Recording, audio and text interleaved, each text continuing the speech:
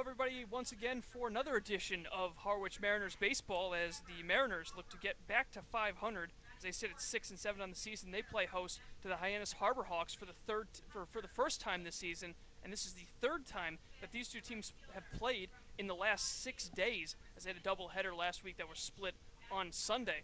Hi again, everybody. Colin Casey alongside my broadcast partner Tyler Henry. And Tyler, Mariners took the first game of the doubleheader pretty easily, but then Hyannis was able to return the favor behind some great pitching, and now we've got a rubber match for now, although these two teams will play one more time here at White House Field.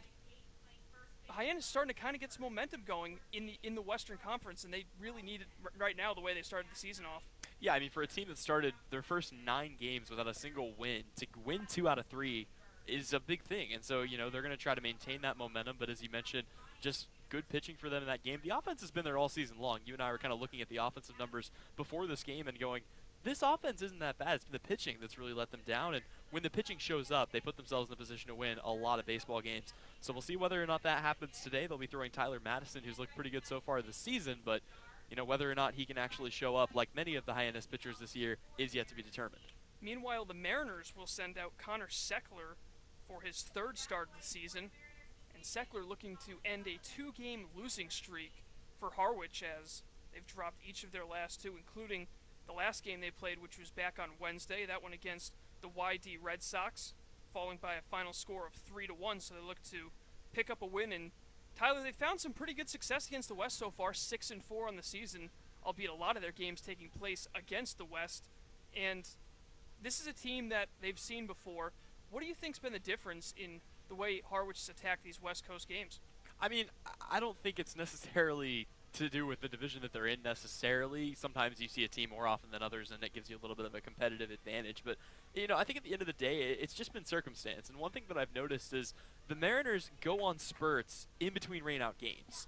We've seen a 2-game winning streak, rain-out game, 2-game losing streak, rain-out, 3-game winning streak. It's one of those things where it seems like their momentum, for good or bad, gets broken up at different points during the season. So, I think it's just the way the schedule has been built around the fact that they've been able to play consecutive games against a lot of teams in the West, and it's kind of been broken up by a few games from the East, just 3 so far this season, so obviously a small sample size. But as we get into the games against the the Eastern Division, it'll be interesting to see how things fare going forward. Yep, tonight should be another great game between these two teams. Let's look at the starting lineups. In this one, we'll start off with the visiting Hyannis Harbor Hawks, coming in once again at 2-9-1 on the season. And leading things off for them is Ole Miss product shortstop Anthony Servideo. Batting second, playing center, Rowdy Jordan out of Mississippi State. Batting third in left field is Arizona State's Trevor Halver. Batting cleanup, the DH Hunter Goodman, he's from Memphis. Batting fifth and playing right, Mitch McIntyre out of Brigham Young. Batting sixth at second base from Louisville is Lucas Dunn. Batting seventh at playing third base out of Florida Atlantic is Jared DeSantalo. Batting eighth and playing first base from Samford is Brooks Carlson. And rounding out the order, batting ninth, catching from Clemson is Adam Hackenberg. And as Tyler mentioned before, on the mound is Tyler Madison for the Harbor Hawks. Madison from Bryant University. Now looking at the Mariners starting lineup, Chris Galland is back. He will bat leadoff and play left. Joey Weimer from Cincinnati will bat second and play center. Designated hitter Daniel Cabrera out of LSU will bat third. Nico Cavadas will bat fourth and play first. Batting fifth at second base from UConn is Christian Fedko. Mike Ludwig will bat sixth and play right. Pat Winkle, also from UConn, batting seventh and catching. Hal Hughes, the shortstop from LSU, will bat eighth. And rounding out the order, third baseman Cam Thompson from Kansas State. And on the mound once again will be Connor Seckler for the Mariners. So we're just a few moments away from first pitch. We'll give you the anthem and then take it right back for another edition of Mariners Baseball. You're watching Harwich Mariners Baseball on the Mariners YouTube network.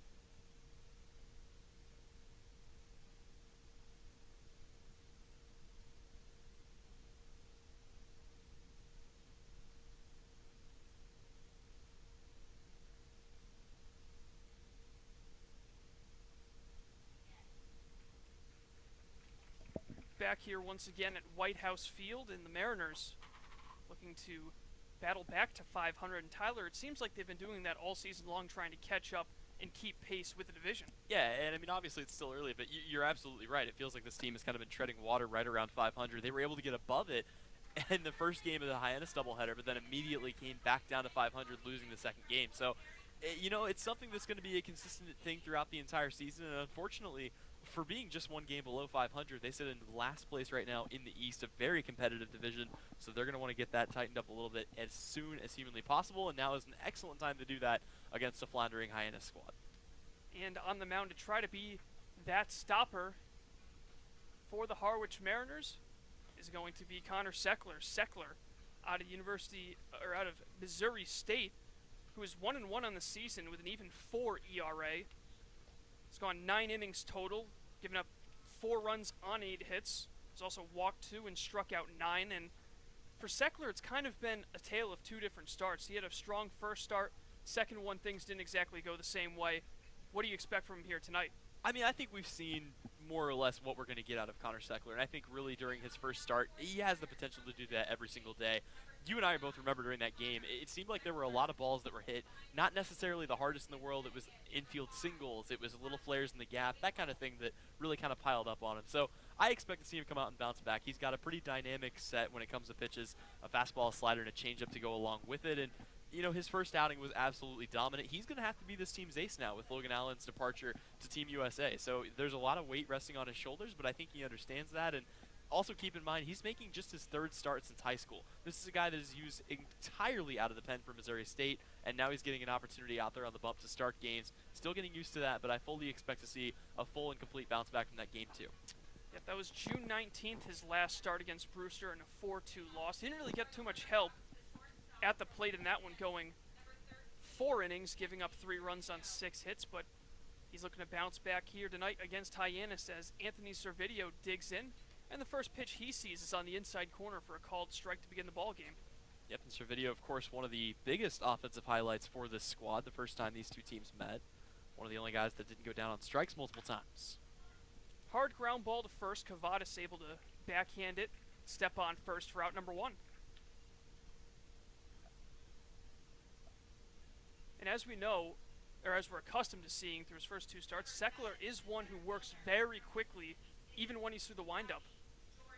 Yeah, and that should definitely improve the pace of play throughout today's game, as that's been a thing that you and I have talked about a little bit in other broadcasts. The Cape League tends to go a little bit quicker, and Allen and Seckler, 2 of the fastest working pitchers in the league. So here's one of the newer additions for Hyannis, Rowdy Jordan.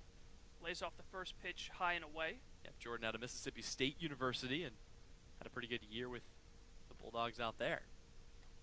1-0, that's over the plate for a strike. He will be in center for this contest. Just a season ago, back in 2019, hit 290, 74 hits, 49 RBIs, and an on-base percentage of just under 400. Off speed is in there, a little bit of a late called strike to move the count at 1. Harwich back on Sunday, especially in that second game as that pitch is fouled off.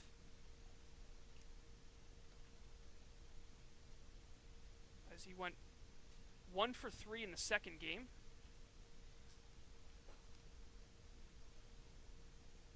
But instead a change in the lineup. And so the 1-2 from Seckler will miss low. Another gorgeous day here at White House Field. There's finally a solid stretch of weather. Hopefully a sign of things to come. 2-2 will miss outside, and so Jordan able to work the count full. Yep, and the plan for Jordan was always to be named Rowdy, but his mom didn't want that printed on his birth certificate, so his real name is actually William Kevin Jordan. But going by Rowdy to pretty much everybody he knows. Payoff pitch is lined right at the second baseman, Christian Fedko. Hardly had to move for that one. He's able to squeeze it for out number 2. Had a chance to catch up with Christian Fedko along with a couple of other guys on the squad before this game, and a day yesterday, an off day that I don't think anybody's going to forget out there at Fenway Park. Had a chance to take some BP in front of some scouts, take some infield, outfield, and Fedko, one of a couple of guys, him and Joey Weimer, who actually got one up over the monster. Definitely something those players are not going to forget for quite some time. And the first pitch will miss outside to Trevor Halver. for the left fielder from Arizona State. 1-0 is ripped into right center field, slicing, and that's going to get into the gap for extra bases. However, rounding first, heading to second, and he's going to be in there standing with a 2-out double.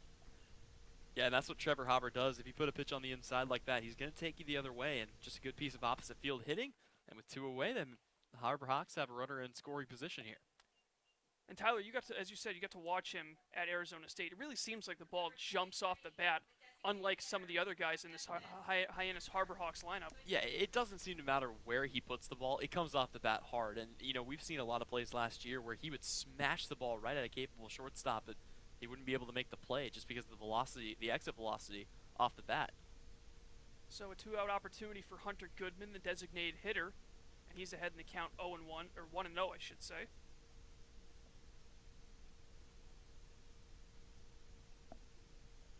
Seckler from the stretch. A look over at Hauver. And his 1-0 is swung on and missed for strike 1. Goodman, a natural catcher from Memphis University. Hitting 178 on the season. But he does have 2 of the team's 6 home runs.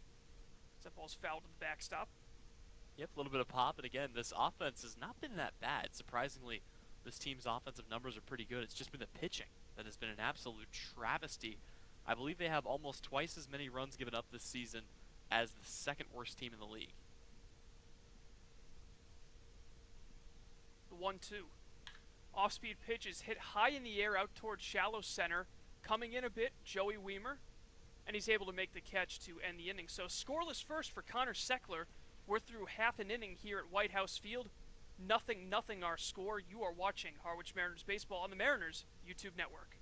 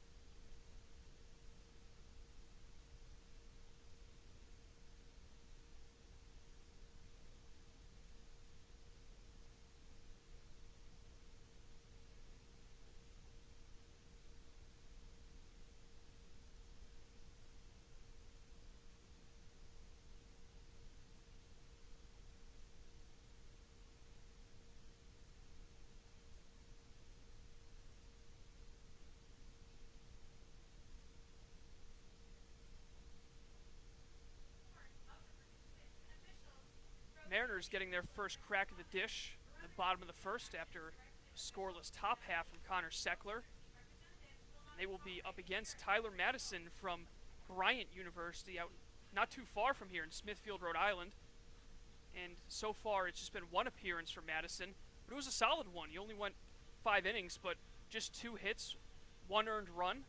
Was able to strike out 6, so we know what Madison's capable of, and he's able to get the quality strikes and also be able to keep his team in ball games. Yeah, and only 1 official start for him this season, but he was actually thrown out there in a game against Falmouth where he pitched pretty well through 4 complete innings.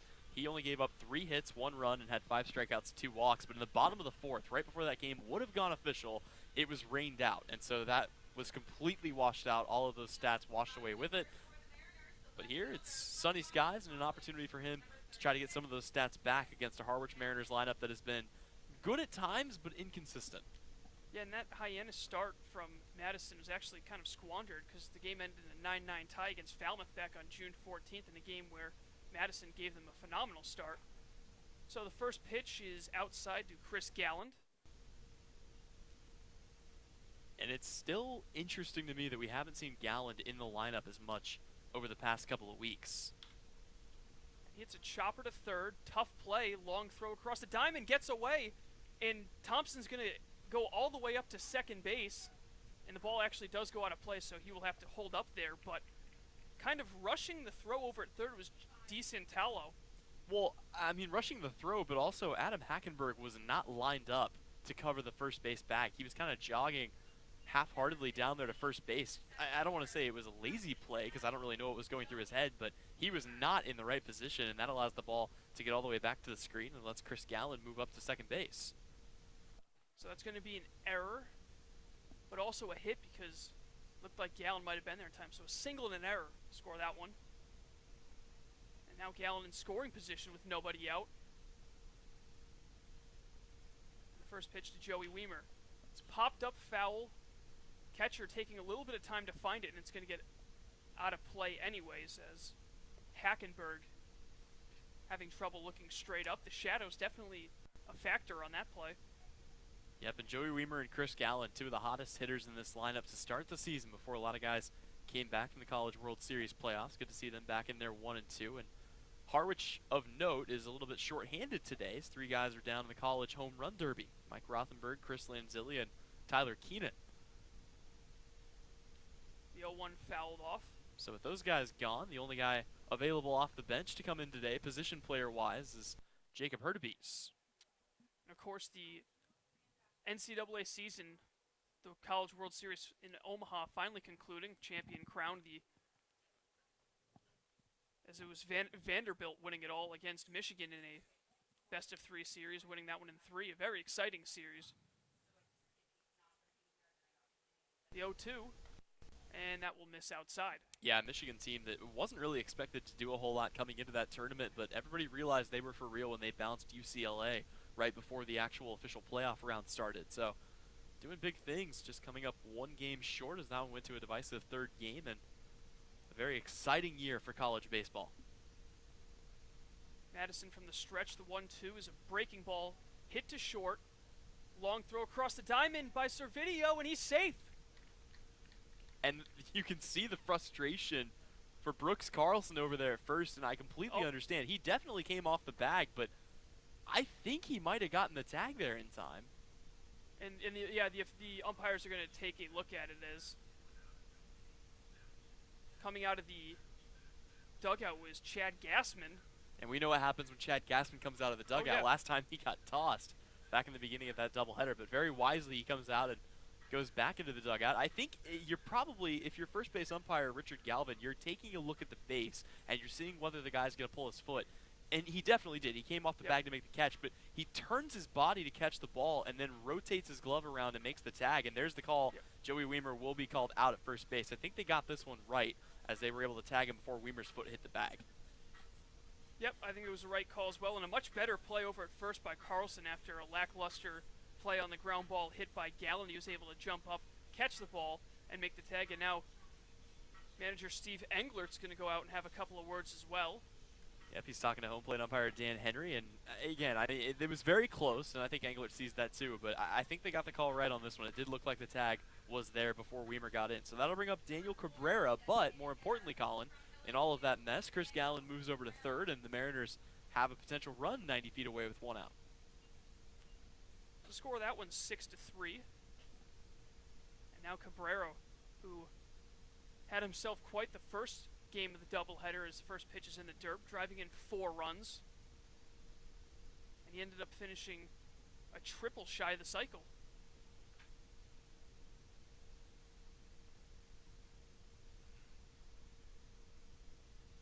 Madison will work from the windup with the runner Galland on 3rd.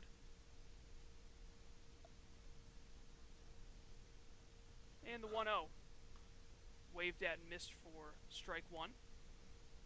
Yep, so Galland, again, hasn't been in the lineup a whole lot recently despite hitting well above 300 on the season.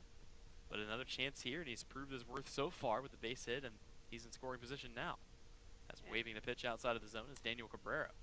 Yeah, basically an identical swing as the first strike just a moment ago. And now Madison with the strikeout can put himself in a great position to get out of the inning without giving up any runs. He'll work from the windup again. And the 1-2. That's outside. Got to be careful working out of the windup, especially with a speedy guy on 3rd base like Chris Galland. We've seen a couple of guys take home already throughout the course of this season, or at least overall. Got to watch out. 2-2, swing and a miss, strike 3, and so Cabrera unable to drive in Galland with 1 away, and now it'll be up to Nico Cavadas try to get that first run across with 2 down. Yep, Cavadas will dig in and, again, trying to build on a season that has just kind of been a little bit shaky at the beginning. Went off to an absolute tear for about 3 games and then slowed down again last game. But so far on the year, he's hitting .250. 1 home run for him so far, 6 RBIs, looking to make that 7 here. Swings and misses at the first pitch, and that 1 home run also coming in that first game of the doubleheader Sunday against Hyannis. Right over the center field fence. That ball was absolutely hammered. Yep, Cavadas and Cabrera, who just head back to the dugout on strikes, both getting their first home runs of the year. The 0-1 skipped in there. I believe that was actually 2 home runs in 3 at-bats. It was. So a big inning for the Mariners and a big offensive outburst in that 7-inning victory. 1-1. That's low and maybe a bit inside. So for Cavadas, again, trying to build off of a pretty impressive 2019 campaign as well. He had 12 home runs that year. One of the big power bats kind of left in the lineup with the home run derby guys clearing out. 2-1 swung on and missed, and it looks like Madison's really going to that low off-speed pitch. It looks like a changeup that he's getting these Harwich Mariners hitters way out in front of. Looking to punch out Cavadas, says it's chopper to second. Done with the flip onto first, and so despite a leadoff man in scoring position, the Hyannis Harborhawks able to work out of the jam, and we are scoreless after 1. You're watching Harwich Mariners baseball on the Mariners YouTube network.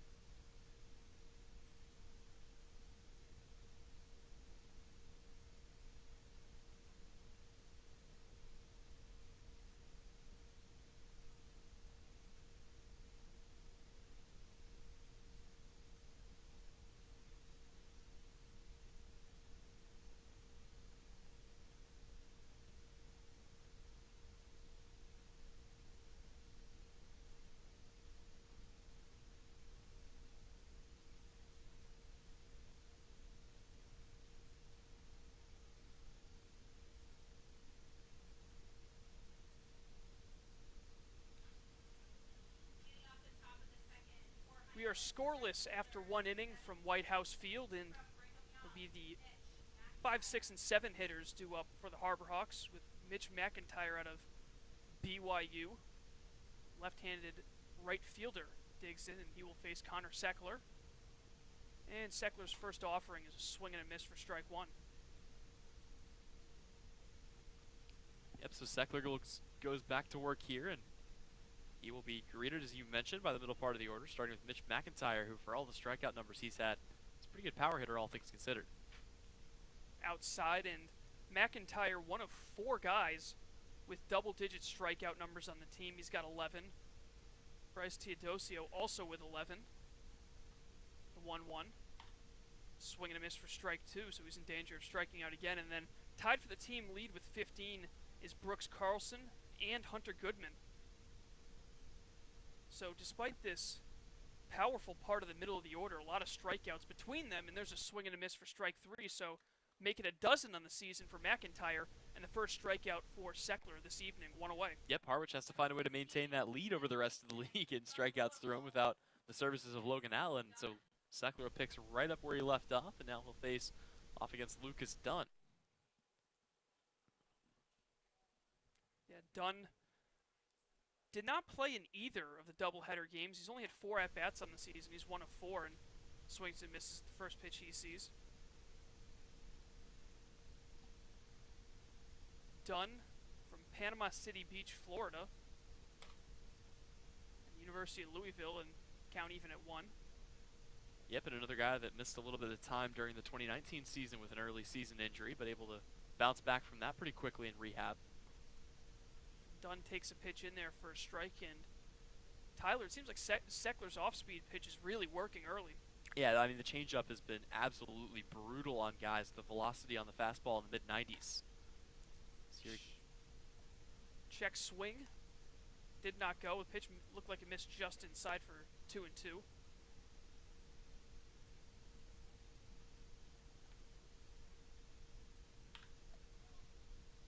High pop-up on the second base side under it to make the catch is Fedko for out number 2. And I said mid-90s, I actually messed up there. It's a low 90s fastball, but still, you take that much off of a changeup, and it's going to be tough to catch up. Both pitchers that we've seen today have pretty good changeups. As you look at Connor Seckler right now, he's on the rubber. He's ready to go. I mean, he's just waiting for the batter to come up to the plate, and he has not moved here in about 20 seconds, standing out there like a statue. And the changeup, a huge staple in a lot of the best pitchers we've seen in the history of this sport. Tom Glavine, one of the masters at it, and that ball's hit high in the air down the left field line, foul for strike 1.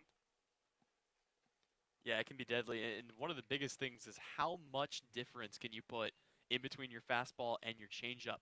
You look at Tyler Madison on the other side of things, and we were talking about this during the break. His fastball is going to come in at you anywhere between 91 to 93. That changeup is coming in at 72 to 73 miles an hour. That's a 20-mile-an-hour difference. And there's a strike for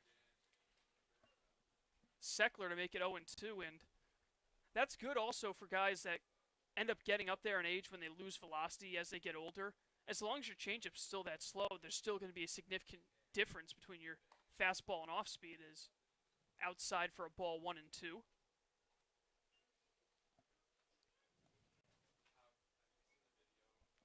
Two-way here in the top of the second.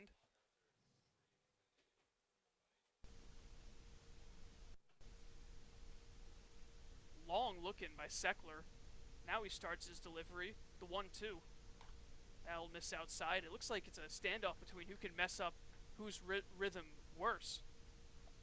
Yeah, and for the first time today, we see Seckler not go very quick. Now he goes right back into the windup. 2-2, swing and a miss, strike 3, and so DeSantolo strikes out swinging. 2 strikeouts in the top of the second for Seckler, and that's now 2 scoreless innings for the righty. We're through 1.5 from White House Field. Scoreless, 0-0 the score. You're listening and watching the Harwich Mariners baseball on the Mariners Radio Network.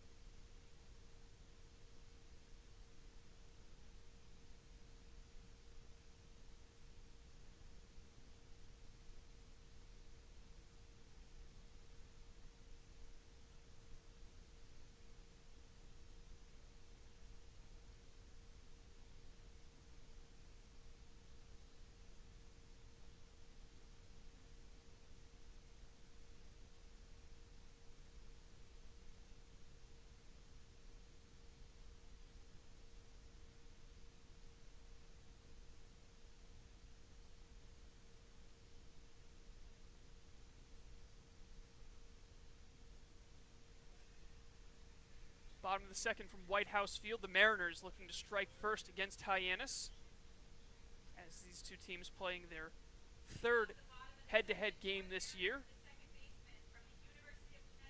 And it'll be Christian Fedko, arguably the Mariners' hottest hitter as of late, leading things off in the second.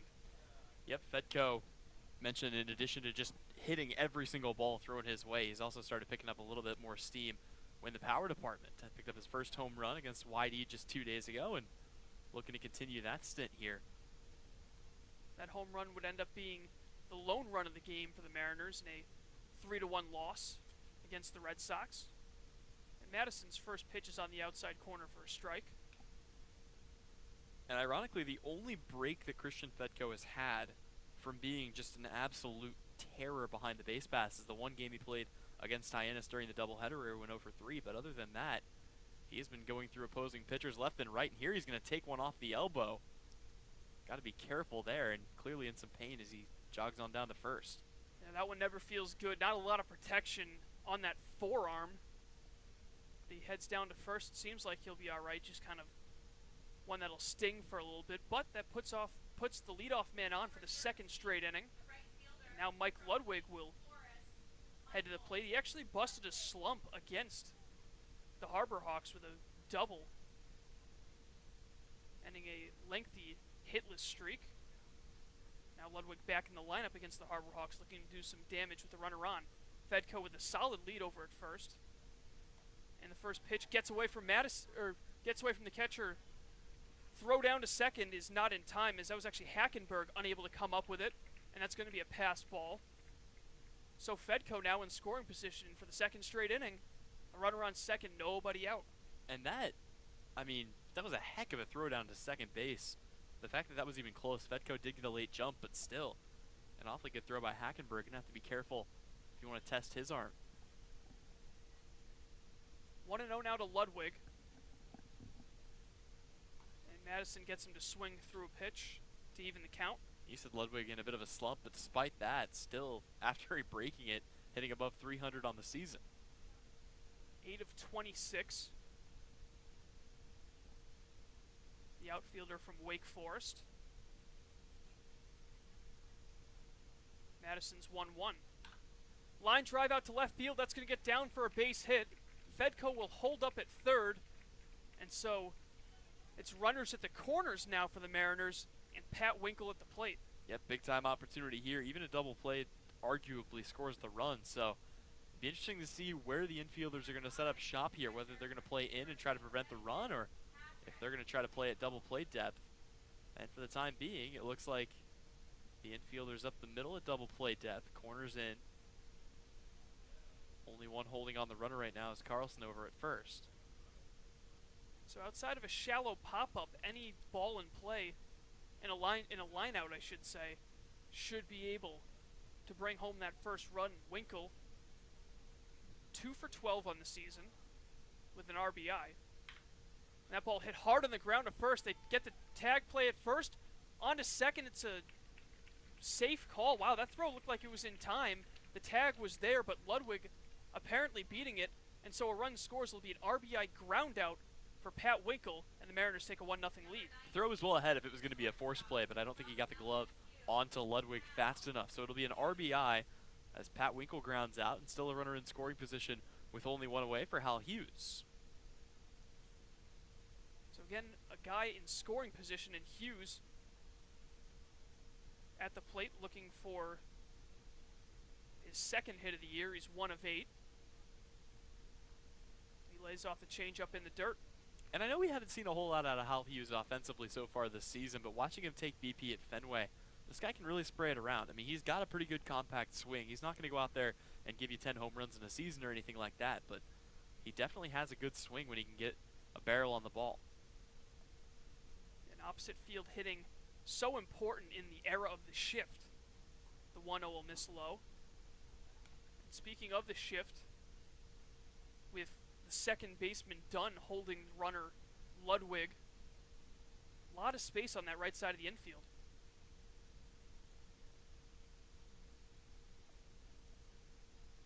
Madison, a look over at second, looks again, now delivers, and that's in the dirt, so Hughes able to work the count to 3-0. With Hal Hughes, I mean, he battled that thumb injury back in April, and you just wonder whether he ever really got healthy again, because in 2018, he was able to hit 221. That dropped all the way down to 177 back in 2019. So, you know, obviously want to make sure that he gets time to rest up, and it seems like he's had it. He's looked pretty good, at least defensively, through these first couple games. 3-0 pitch is on the outside corner, and Hughes is called back after taking a good 3 steps down to first base. And so he will stay in and try to get on base once again. In his opinion, that was ball 4. But now Madison getting a second life here. 3-1 the count. The pitch. Soft ground ball towards second. Dunn unable to make the play. It gets through him. Coming home is Ludwig. Here comes the throw, and it's not going to be in time. It's going to be an RBI single for Hal Hughes' first RBI with the team. And it is now 2-0 Harwich. Well, what do we say? Being able to place the ball where you want it is one of the biggest things you can bring to the table in a league like this. And just hitting it off to the opposite side. You talked about it, the runner being held on by Dunn over there at second. A pretty good effort by him, but unable to make a play there. And the Mariners keep the line moving here. Runner at first and one away for Cam Thompson.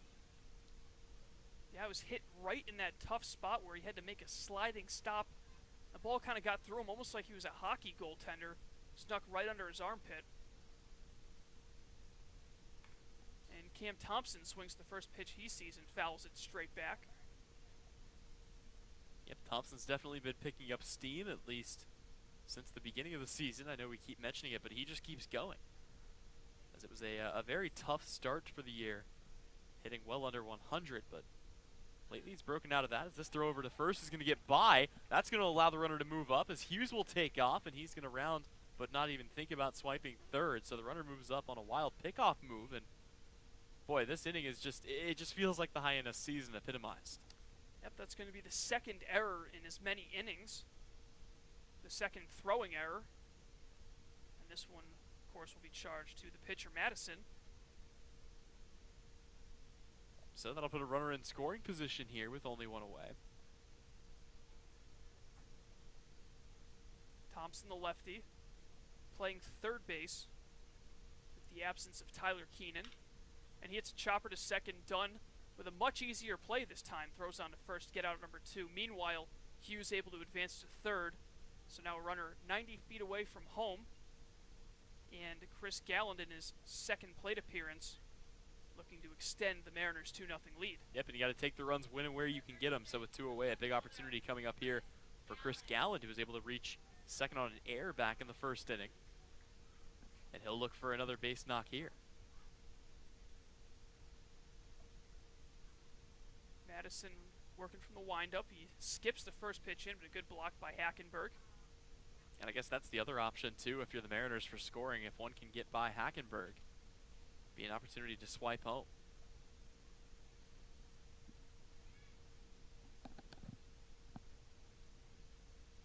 Gallen from Boston College.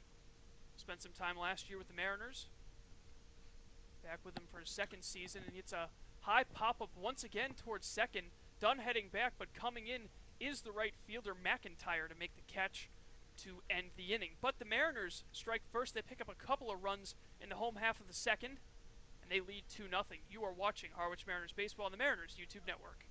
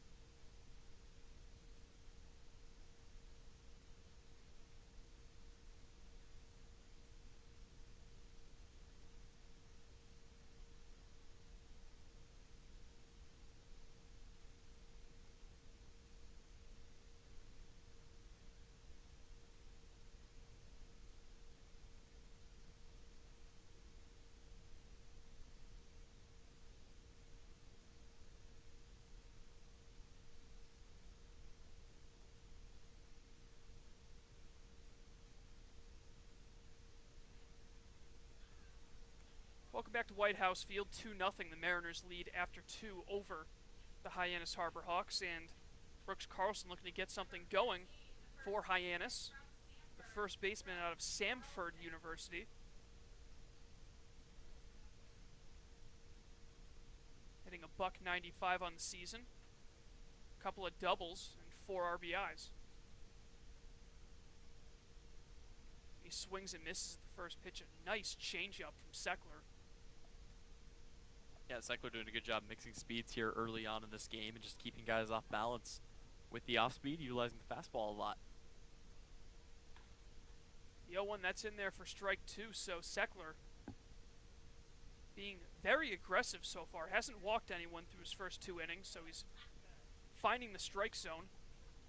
And he strikes out Carlson on 3 pitches, so the 16th time that Carlson has gone down on strikes this season, and 1 away here to begin the top half of the 3rd. Yep, that's what he does. He just blows through hitters working at a blistering pace, and if you're not prepared, you're not going to have time to catch up to it. 3rd strikeout for Seckler, all 3 of those coming in the last 4 batters. And now the 9-hitter, Adam Hackenberg, will dig in. First pitch in the dirt, Hackenberg, related to Christian Hackenberg, a former New York Jets quarterback. Longtime Penn State Nittany Lion. And that's in there 1-1.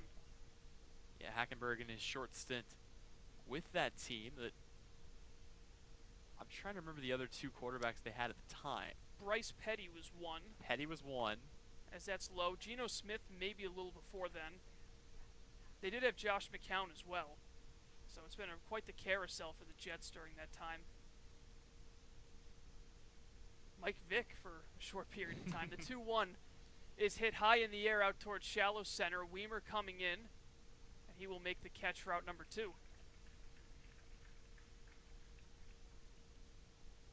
So back to the top of the order, and Anthony Servideo grounded out to first in his first plate appearance.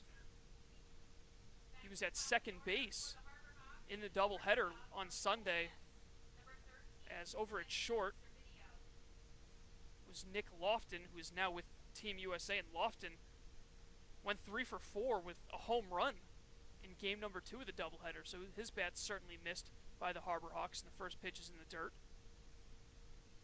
Yep, plenty of guys that are taking off around this time of year for one reason or another, several of which will be back, some of which will not, depending on whether they're going to Team USA, the Home Run Derby, a couple of other scouting events going on. Big swing by Servideo, and he's able to wrap it foul over towards the first base coaching box. Servideo coming into this game hitting just 100 on the season. 2 hits and 20 at-bats, now 2 for 21.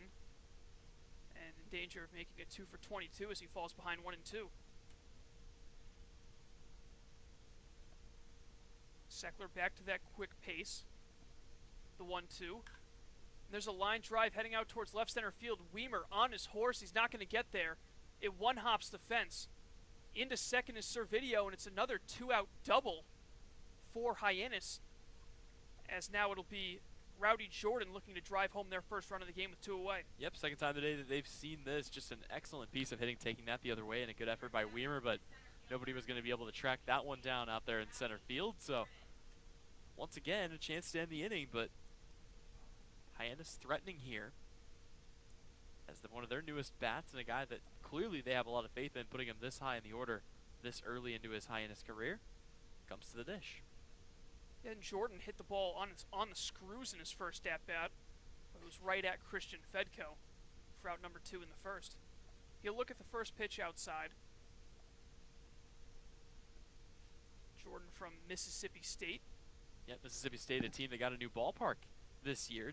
Duty Noble Field was open March 7, 2018, and he hit the first home run ever in that stadium. It was a grand slam. What a way to open your new stadium if you're in Mississippi State. I remember seeing a video on Twitter for that one. Is the count now at 2-0, and it was quite the mammoth shot. And like you said, not a better way to welcome a new stadium than hitting a big home run. The 2-0 from Seckler. That ball hit in the air down the left field line. No one's going to get there in time. It'll be 2-1. Of course, Bourne opened their new stadium by turning it into a municipal swimming pool for a few days.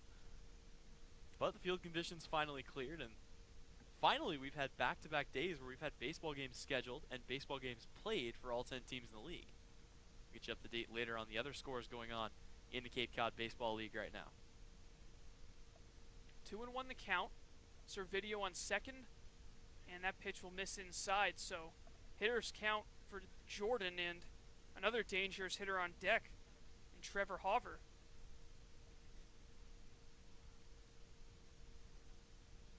Seckler from the stretch. Winkle with the signal, the pitch. That one once again fouled off to the left, so that'll run it full.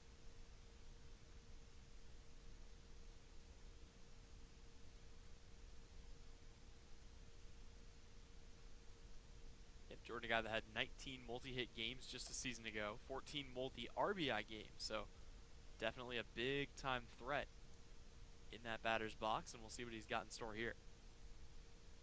Full count pitch, misses up and away for ball 4, and now he's on base and he represents the tying run with the heart of the lineup coming up for Hyannis and Trevor Hauver, who doubled in his first at-bat, looking to perhaps tie the game with a ball in the gap. Yeah, Hauver's been, easily one of the hottest bats in this lineup so far this season. Hitting only 257, but he's done a lot of that damage lately, including several RBIs, adding to his total of 9, which leads the team. 1 home run for him this season. Seckler's first pitch to Hauver is lined to second and right at Christian Fedko to end the inning. So an atom ball gets the Mariners out of it with no damage done. We're through 2.5 from White House Field. Harwich 2, Hyannis nothing. You're watching Harwich Mariners baseball on the Mariners YouTube network.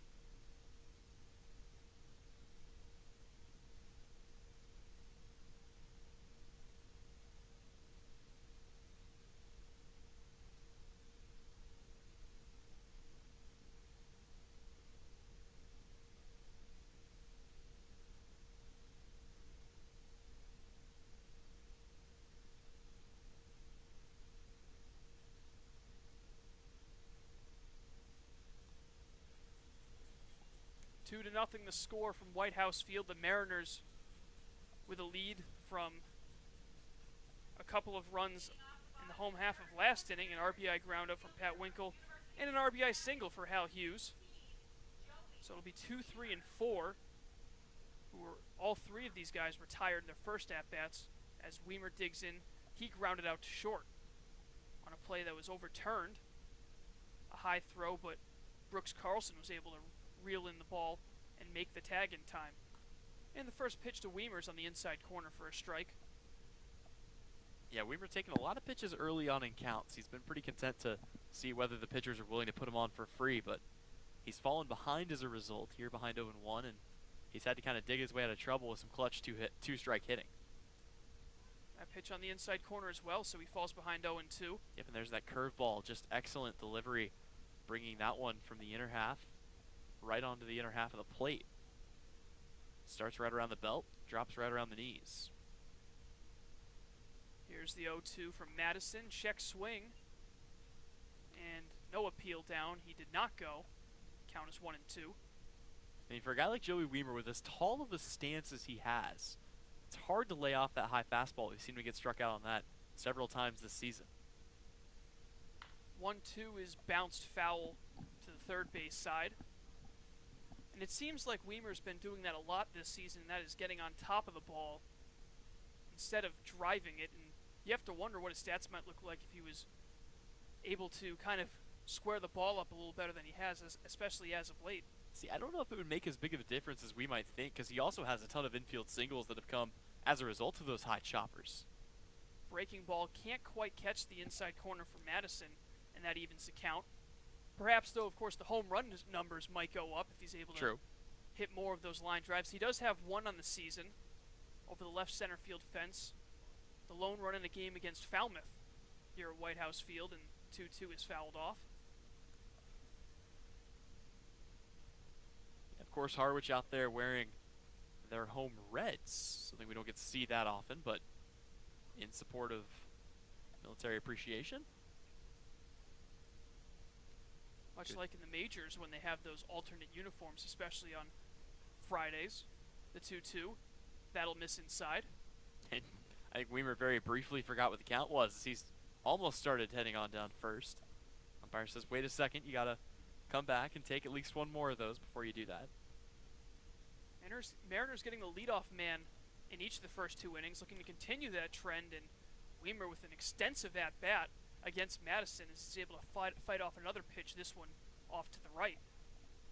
Yeah, if nothing else, just trying to drive the pitch count up, something him and Chris Galland and several other guys on this team have done a pretty good job of after the first couple of games. It was part of what Coach Engler wanted them to change. Told them, quit trying to hit home runs, just, make some long at-bats. This one is fouled away. It'll extend it even further. And it really has helped. I mean, it seems like Harwich has gotten to the bullpen of opposing pitching quicker in the last, I'd say, 7 or 8 games than they did during those first 4. Hyannis pitching, of course, having a really tough start to the year. Dead last in earned runs allowed. The league high 81 given up so far. That number's gone up to 83 now. As swinging and missing on the payoff pitch is Joey Weimer. He's now 0 for 2, and there's one away in the home half of the third. Yep, and that will bring up Daniel Cabrera, who after having a pretty tough outing to start his season, had an excellent bounce-back night with 4 RBIs the next day, and then went quietly again the following day. So this is supposedly his on day, if he's going with the pattern of a day on, day off, but we'll see what he has here as he's 0 for 1 to start the day. So Madison just picking up his second strikeout of the game. He'll start Cabrera off with a pitch low and outside. Falmouth and YD even right now in Yarmouth. That score at 3-3. Falmouth really trying to find their footing after a solid start to the season. Things have kind of slipped away, and that one's in the dirt. YD, of course, with a nice little win streak going. They're up to 3 wins in a row, looking to keep that trend in the right direction and make their way up the division lead in the East. And now it's a 3-0 count, and there's another issue that Hyannis pitching has had this year. They are also last in the league in walks with a league-high 64 coming into today. Yep, walks and hit by pitch. I mean, you put a guy on first base without making him work for it, and sooner or later he's going to find his way to come around to score. That's exactly what happened with Christian Fedko back in the second. And the 3-0, it's a late strike on the inside corner. Kind of saw Cabrera turn around and shake his head a little bit at that one. He was ready to toss his bat back to the dugout. And swing and a miss by Cabrera. That's the pitch that Madison really went to in the last at-bat against Daniel Cabrera, and that is the low and away changeup. He's able to work the count full. So from the windup once more, Madison looking to retire Cabrera, and he's able to fight and stay alive. And this inning really taking its toll on Madison's pitch count. Second at-bat in a row that the count has been worked full. Still only 1 away. Yeah, already 61 pitches for Madison through the first 3 innings here as this one is fouled away, and that'll add another one on. So he hasn't even gotten through 3 2/3, and already 62 pitches for Tyler Madison. Cabrera from LSU, a very popular school for the Harwich Mariners. A lot of guys that have come through here, former LSU players, guys that have made it to the major leagues. The 3-2.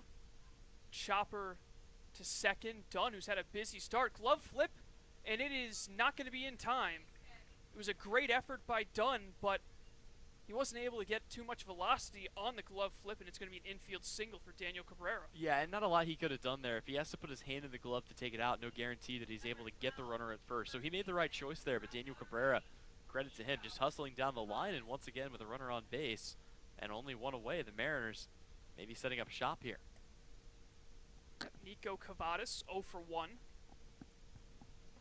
Grounded out to second to end the first inning. So keep an eye on the Hyannis bullpen with Madison's pitch count climbing and climbing as the innings go. And the first pitch is on the inside corner to Cavadas. Yeah, Cavadas can't seem to catch a break, it seems. Just struggling to see the ball up there at the plate here in the last couple of games. And again, he had that stretch where he just went on an absolute tear, but since then has quieted down somewhat. Runner going, swing and a miss. The throw down from Hackenberg is not going to be in time, and so Daniel Cabrera able to swipe second with one away. That's his first steal with the Mariners. He puts himself in scoring position with one down. And the cleanup man Cavadas looking to bring him home with a base hit. But no 2 count. Madison delivers, and it's another ground ball right to Dunn. He's able to scoop it, make the play, and Cabrera able to move up on the putout, 2 down. Yeah, Dunn's got to feel like every single one of these pitches is intended to come his way. He's been very busy over there at second base, and it's been a little bit of a tough day, but able to make a play there and put 2 away for Christian Fedko, who scored the first run of the game back in the second inning. He reached after he was hitting the elbow and looks to be all right as he stands back in. And Fedko with another great RBI spot. He's got 4 on the year. So he's tied for second behind Daniel Cabrera, who sits on third base with 2 down. And the first pitch, a breaking ball by Madison, will miss low. Big chance here to put a little bit more separation between the Harwich Mariners and Hyannis Harbor Hawks, as Harwich was able to go up, I believe, in the second game of the doubleheader, but fell 7-2 when all was said and done. Nice off-speed pitch from Madison to even the count. Actually went up 1-0, courtesy of Jacob Hurtubise, who was actually in a similar fashion hit by a pitch and then came around to score after taking second. But 7 unanswered runs from the Harbor Hawks ended up giving them a victory. Throw down to first, and it goes into left field. Cabrera will trot home, and that is the 3rd error of the game in less than 3 innings by the Hyannis Harbor Hawks. And count that one as an unearned run. It's now 3-0 Harwich. See, this is known as trying too hard. It seems like sometimes when you're down, you're losing game after game, it can be easy to try to just make something happen, to try to force it. And it's just not the right way to go. You've got to calm yourself down. You've got to settle in a little bit and just let the game come to you. And that's not what we've seen out of Hyannis. This one is fouled back to the Harwich dugout over several of their first games.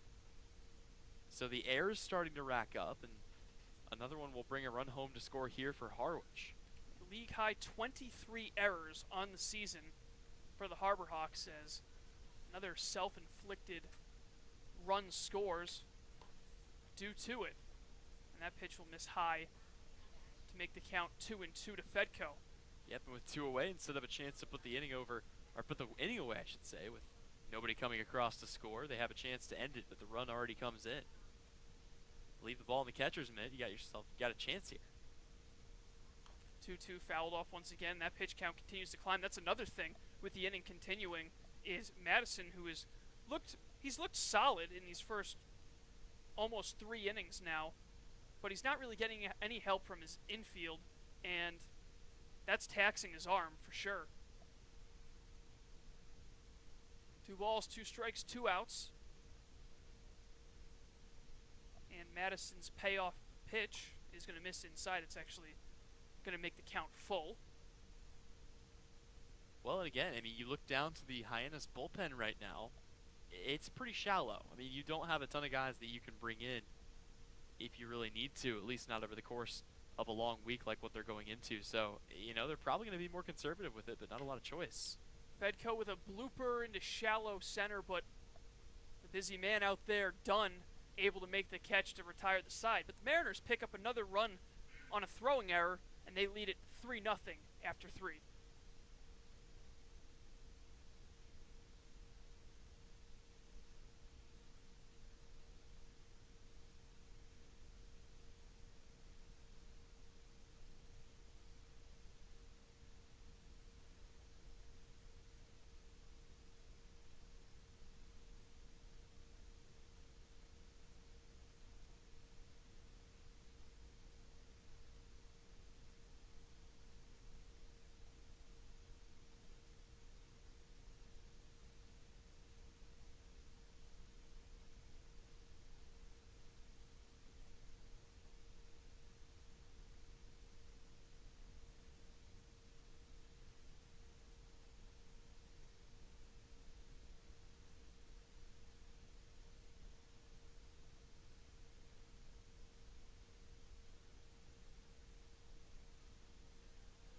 fourth inning here at White House Field, 3-0 the Mariners over the Harbor Hawks. And I'd like to remind you that this broadcast is brought to you in part by Curry College.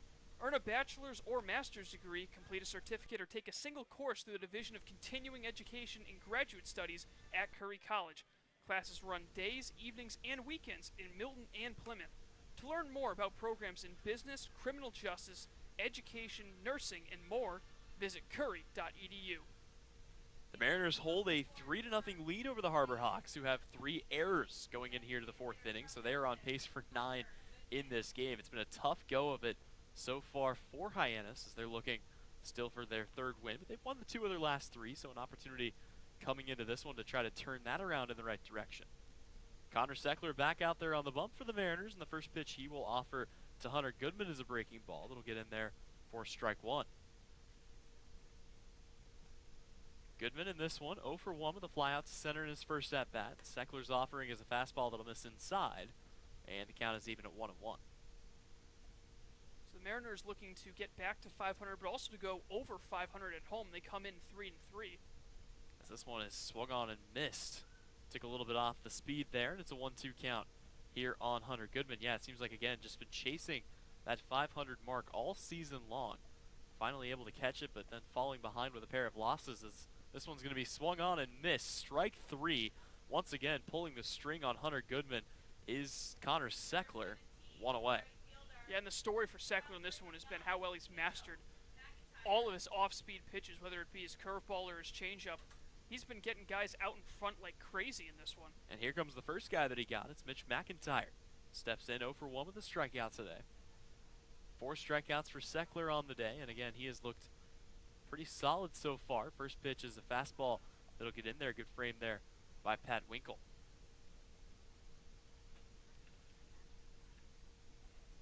So with an 0-1 count, McIntyre digs in, looking to avoid being a strikeout victim again. He's going to take this one into right field, but taking about 7 steps to his left and making the catch is Mike Ludwig for out number 2. Yeah, that ball sharply hit, but unlike the other two that ended up finding a gap for extra bases by Hauver and Servideo in the first and the third, McIntyre unable to find a gap, ball hanging up just enough for the right fielder Cabrera, or Ludwig, I should say. Yep, so that'll bring up Lucas Dunn, who has been struggling so far mightily in the field today. He's been called upon to make almost every play, it seems, and here he'll check his swing. They say he wins, so it'll be an 0-1 count as he bites on the curveball from Connor Seckler. Dunn 0 for 1 with a shallow fly out to second base. And here he will take it once again into right field, same spot as the last one, and once again settling under it to make the catch is Ludwig, and that will end the inning. So 3 up, 3 down, another quick inning for Connor Seckler. Mariners are up to bat. They still lead it 3-1, or 3-0. When we come back, you're listening to Harwich Mariners Baseball on the Mariners YouTube Network.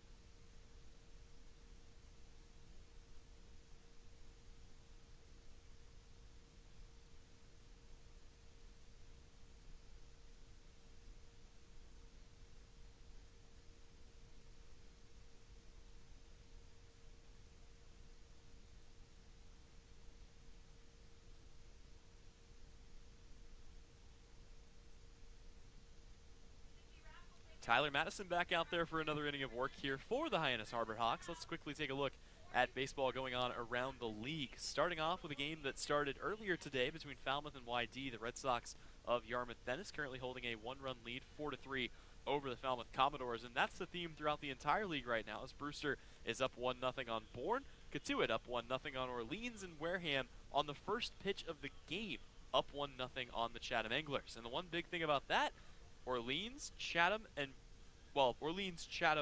the two that are down currently right now, both in the East. So things continuing to stay pretty even, and a chance for Harwich to maybe climb up another spot. And they're only 2 games back right now. It's just such a tight division as it is. 2 games, plenty of time to make that up with still over a month left in the season. I was gonna say, we got about 30 games, 31 games left to play, so still plenty of time, but what happens here? Stepping in here for a second at bat and waving at the first pitch is Mike Ludwig.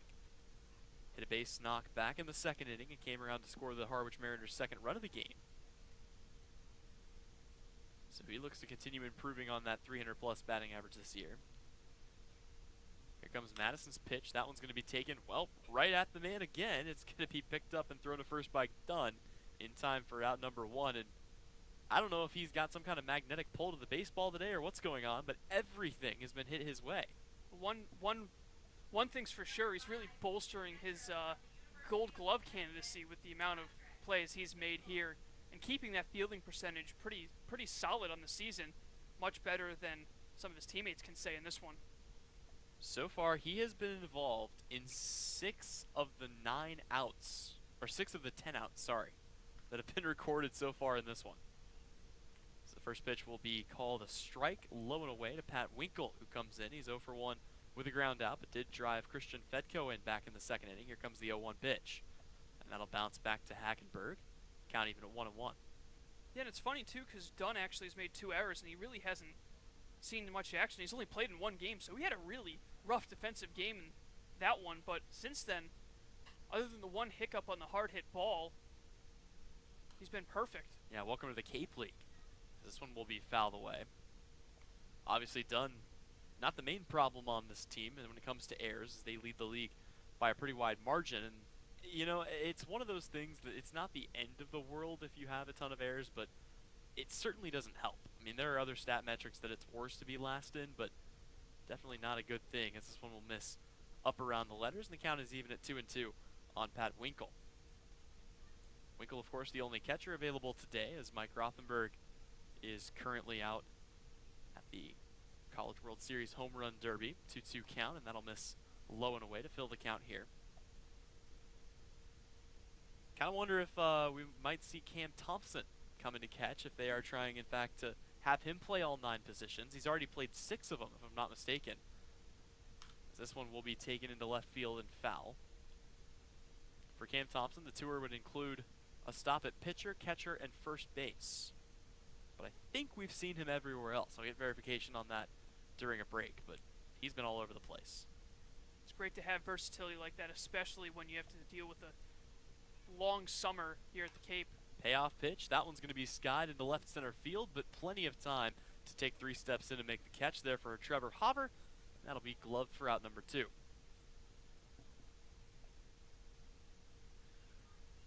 So that'll bring Hal Hughes up to the dish, an RBI single, and then moved around on an error back in the second inning. So getting another at bat here. For Hughes, I believe that was just his second hit of the season. It was. So he improves there. 3 strikeouts to 2 walks. A very patient hitter. Looking to turn today into a good one. So the first pitch he sees is going to be called a strike on the outer half from Tyler Madison. And there's a long list of guys who went to LSU that played for the Mariners that are currently in the majors, including one of the best hitters in baseball right now, DJ LeMahieu, New York Yankees. Here comes the 0-1. That'll be waved at up in the zone. And LeMahieu, not the only one on that list, I believe. Alex Bregman as well, an all-star. A couple of decent major league hitters. Aaron Nola, pitcher who spent some time as well, one of the top pitchers for those Philadelphia Phillies. Madison ready with the 0-2. And that one will be fouled away. Hughes stays alive for another pitch. And Tyler Madison, the pitch count continuing to rise. So far, he has thrown 72 pitches. As Hughes will just barely get a piece of wood on that, and the count stays at 0-2.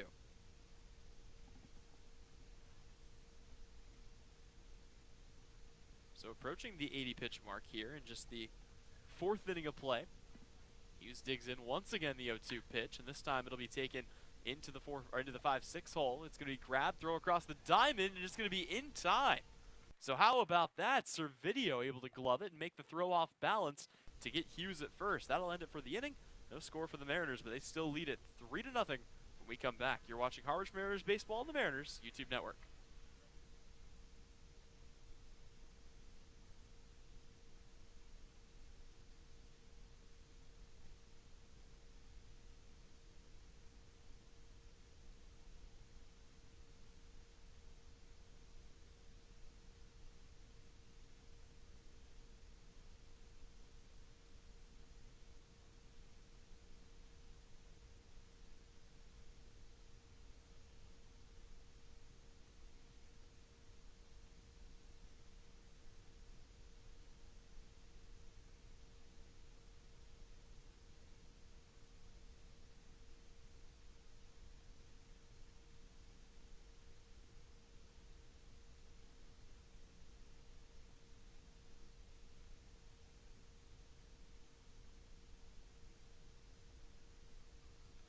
Back to the broadcast. Another inning coming up here for Connor Seckler, who has been just cruising through the lineup so far, and he will face off against 7, 8, and 9.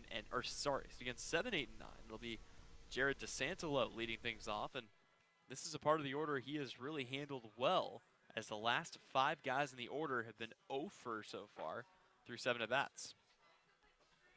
Yeah, Seckler, kind of a Jekyll and Hyde in his first 2 starts. One solid, one not terrible, but I'm sure he expected more of himself, going 4 innings and giving up 3 earned. But this one, so far, so good. Through 4 innings, not giving up any runs and just a couple of hits. They were extra base hits, but he did a great job of leaving those runners in scoring position. Able to work out of some trouble so far in this one. Has only allowed those 2 hits, but both have been doubles, as you mentioned. But fortunately for him, both coming with 2 hits. Or with 2 outs, I should say. Comes the first pitch home to DeSantalo, and that'll be one that just misses low for ball 1. DeSantalo, not a guy you want to let get hot. He wrote a 12-game hitting streak from February 27th to March 24th, so almost a full calendar month, where he did not go a game without a hit. So far, still trying to find his footing in the Cape Cod League, as the 2-0 will miss low and away, and it's a 3-0 count here. Yeah, and this might be the way for Hyannis to get back in this game, is to be a little less aggressive at the plate and look for their pitches instead of swing at anything close. Well, there it is, a 4-pitch walk issued by Connor Seckler, just the second of the day, and that will put Jared DeSantalo on first base, and finally, a runner on with nobody out here for the Harbor Hawks. At the bottom of the lineup, looking to provide a spark. Both hits coming from the top 3 in the order, and all 3 base runners coming from the 1, 2, and 3 guys. So that'll bring Brooks Carlson to the dish. He is 0 for 1 with a strikeout today. Got fanned on 3 pitches back in the 3rd. First pitch he sees, once again, it's going to miss low, and this time inside. And every single pitch we've seen Connor Seckler throw this inning has pretty much been in the same spot. It's been low and to the left of home plate. As he delivers the 1-0. Same spot, but this is going to be taken right at short. Flip to second, they'll go across with Fedko, and it's going to be in time, a 6-4-3 double play, and the trouble is over there. Yeah, just a perfect turn by Hughes, able to get his body in front of the ball, field it with his entire body, and just an easy flip over to Fedko. And we know how good those two are together in the middle infield position, and they made it look easy. So once again, that'll bring Adam Hackenberg to the dish with nobody on base. Hackenberg flied out to center his first time up. Dangerous part of the order coming up, and Hackenberg will wave at an off-speed pitch that'll miss outside of the zone. But it's no 1 count. Back to the windup here. The 0-1 pitch, and that one's going to be grooved in there, just in spot for strike 2. Yeah, Hackenberg from Clemson University. I heard they had a pretty good year for football. Yeah, something like that. They made a little bit of noise in the playoffs, as this one will miss low and inside. And of course, a team that's not losing a whole lot of guys, so they should be pretty much on their way to be favorites to go back-to-back. But of course, anything can happen when you have Alabama and other good teams in the mix. This one's fouled off by Hackenberg. Yeah, 3 defensive linemen actually going in the first round for them, with Cleveland Farrell going a shocking 4th overall to Oakland. Then Christian Wilkins, the Springfield Mass native, going in the mid-first round. And then Dexter Lawrence as well to the Giants. A couple of surprising picks taken by the Giants early on in this draft, as this one will miss low and away, and even the count at 2-2. Be interesting to see how things pan out. You used to saying up north, I guess technically down south from where we are. Here comes the 2-2 from Seckler. Not much of a check swing, and it won't matter as that misses outside. So the count is full here for Adam Hackenberg. Very highly touted coming into the 2019 season. A very disappointing year for him, and he will kind of half-heartedly check his swing. That'll be grounded right at Cavadas, who steps on first for out number 3. So Seckler faces the minimum despite walking the leadoff man. 3 up, 3 down, technically again. We head on to the home half of the 5th. That'll be Mariners back up to bat. They lead it 3-0. When we come back, you're watching Harwich Baseball on the Mariners TV Network.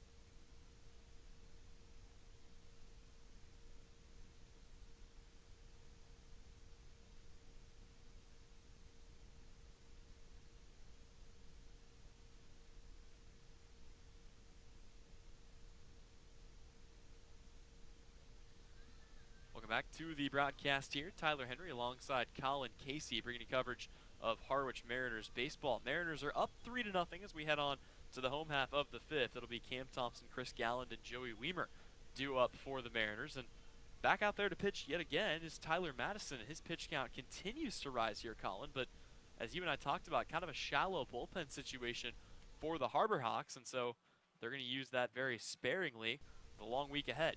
Yeah, and even though his pitch count's probably high, as long as it's not astronomically high, I don't see why you don't go out back to him. Despite the 3 runs allowed, only 2 of them were earned, and he's had some good stuff. I mean, that off speed has been working, especially the changeup. He's gotten some of these Mariner hitters way out in front. Just 2 strikeouts, but all in all, a pretty quality start so far through the first 4 innings for Madison. A couple guys are up in the pen right now for the Harbor Hawks. So you get the feeling Madison probably going to be on a shortened leash here, but he will enter the inning and he'll face off against Cam Thompson, who he got to ground out to second base back in the first inning, or second inning, I should say. So Thompson looking for his first hit of the game, and he'll look to do it against a guy that has labored on the mound all day long. Back from the windup, here comes Madison's first pitch, and that will miss low and away for ball 1. But yeah, only one guy put on for free, no walks, but he hit Christian Fedko, who eventually came around to score. Aside from that, he's been pretty good control-wise. The 1-0 pitch is going to bounce in the dirt, and he's fallen behind Cam Thompson 2-0. And that was actually just his 77th pitch of the outing, so you have to wonder if this might be his last inning of work with the bullpen finally warming. Certainly seems like they're not going to bring him back out again. I get the feeling, I mean, despite what you think about the pitch count as a coach, after going over 80 pitches in this league, probably don't want to tax it too much. This one's got high in the air for Cam Thompson's. Hackenberg will settle under it, and he is able to make the catch for out number 1.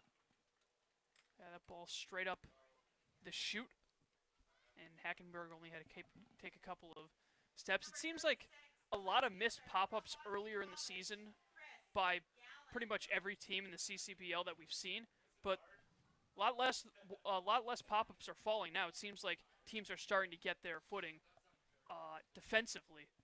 Shadow's not playing too much in, is coming up to the plate is Chris Galland. 0 for 1 today, reached on an air back in the first, flied out to right back in the second. First pitch he sees is in there for strike 1. Big breaking ball that'll miss up around the letters, and the count is even at 1 here. Now, we might be seeing another debut for the Harbor Hawks as Glenn Albanese warming in the pen. Another Louisville guy for Hyannis. Comes back with the hook here. That'll be in for a strike. Yeah, and it's a good thing they're getting some reinforcements when it comes to the pitching, as obviously they were pretty bone dry out there in the bullpen through the beginning parts of the year. The 1-2, that'll be fouled away by Galland. May have been part of the reason why their pitching woes had continued the way that they had, just not able to bring fresh arms into the game as early as they'd like to. So Galland stands in, still looking for his first hit of the day, trying to deliver some more Harwich Mariners runs with 1 out, and he will chop that one. It's going to get just on the right side of the chalk. It'll get by third base, and he is going to try to swipe second. He'll be in there way ahead of the play. So not the hardest hit ball, but it works out for a stand-up double, and with 1 away, the Harwich Mariners have a runner in scoring position. And that's always the danger of the shift. There was a slight shift on, and the ball was just able to get right down the line, and that looks like it's going to be the end of the rope for Tyler Madison after going 4 1/3. So we'll take a break, and when we come back, we'll have an update on the new pitcher into the game as Chad Gassman takes the ball from him. Mariners lead it 3-0 when we come back. You're listening to Harwich Baseball on the Mariners YouTube network.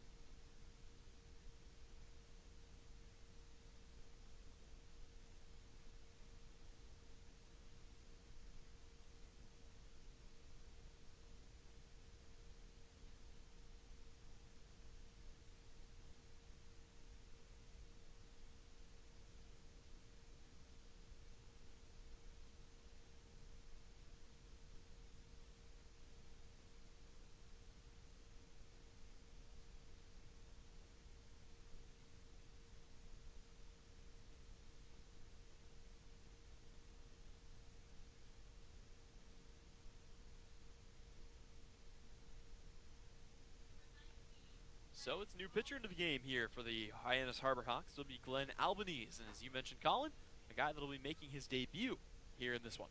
Yep, from the University of Louisville, the big righty, 6'6", 220. And we'll see if he can get out of the inning as a solid start by Madison, but again, Tyler, it seemed like he really ran out of gas with that high pitch count creeping up over 80. I mean, yeah, at the end of the day for Madison, he is going to have the book closed on him, having thrown a little over 80 pitches. He actually threw 83, so good to get him out of there and bring somebody new in. And let's take a look at what Glenn Albanese has been able to do. He's a guy that's going to have pretty standard stuff: fastball, changeup, curveball.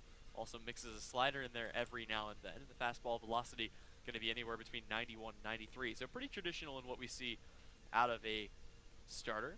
Guy that actually had his career strikeout high. It's only 3, but he did that against Notre Dame. Plenty of Fighting Irish bats in the lineup for the Harwich Mariners. And you know what the crazy thing about Madison, going back to him, is that his pitch count was that high, he didn't even walk anybody. That's how great of a job the Mariners have done in terms of fouling off pitches. Sure, it's only amounted to 3 runs so far, and they probably wish they were able to get some more hits, except for the just the 4 that they have now. But some quality at-bats for Harwich is really putting the pressure on these Hyannis arms. Yep, so with 1 away, we will resume play here. Runner on second base, and Joey Weimer, who is 0 for 2 today, steps up to the dish for a 3rd time. Weimer, one of those guys that when you say he's due, he's usually going to find a way to get on base. It seems to be kind of the mantra of his season so far. First pitch he sees is a fastball that'll miss down in the dirt for ball 1.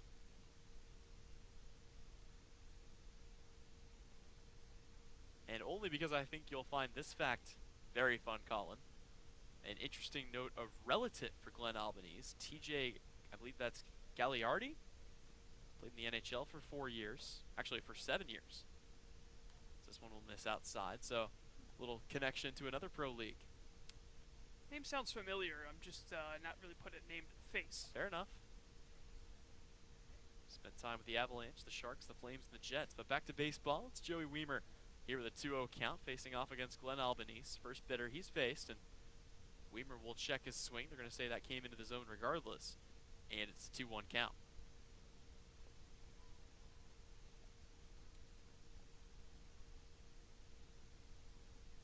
Mariners looking for more runs after striking for 3 through the first 3 innings, courtesy of a couple of errors for the Harbor Hawks. Albanese from the stretch checks the runner back to second and delivers the pitch, and that one is going to be hit weakly. It's going to go off of Joey Weimer. I think he might be. I think he should be out on this play because it Yeah. looked like he was out of the box. Taking off towards first, and the ball made contact with him. So yeah, as a general rule, that is the ruling. That's a But tough it looks call like to make. it looks like they're going to let him come back into the box for another shot at it here. Yeah, because I guess maybe his back leg as he sprinted out, maybe his toe was still in the dirt. But that's a really tough judgment call to make as home plate umpire when you're trying to watch that ball. You're not really looking at his feet to see where it is relative to the batter's box. So Joey Weimer gets an early Christmas present as he is gift wrapped another chance here from the right-handed batter's box. It'll be a 2-2 count. Weimer digs in. Here's the pitch. It's going to be a big breaking ball that misses up above the eyes, and that'll load the count here.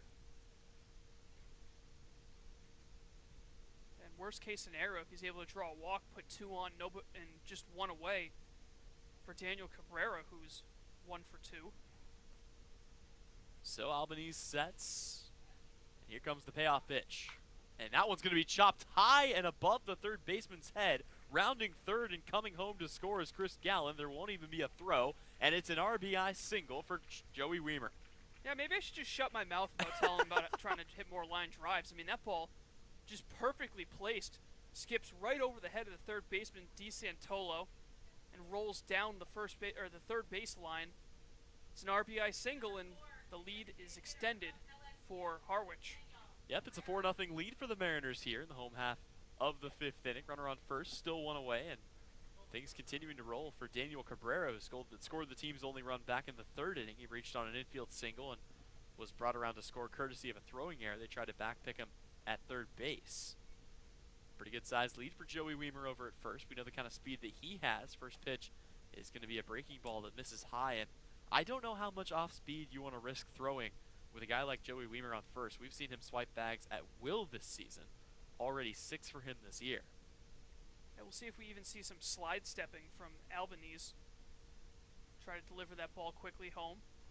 This one's going to miss low and inside. It's a 2-0 count to Daniel Cabrera. And honestly, he doesn't seem that concerned with Joey Weimer over on first base. Usually we see pitchers get awfully nervous and take their time, but Albanese focusing up and going right at Daniel Cabrera here.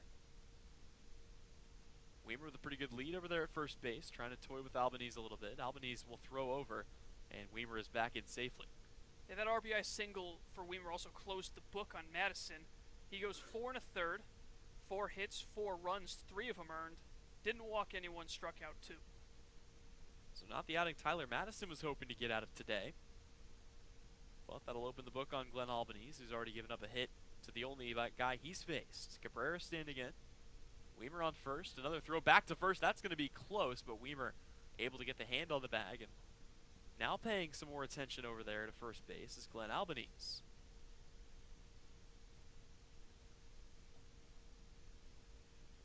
Albanese from Batavia, Illinois. Trying to work out of a little bit of trouble here. He'll bring the pitch home. Weimer fakes taking off and then goes, and he is going to round second. He's going to hold up there. Hard throw back to the shortstop, and it's going to be a base knock coming off the bat of Daniel Cabrera. And now there are 2 guys on.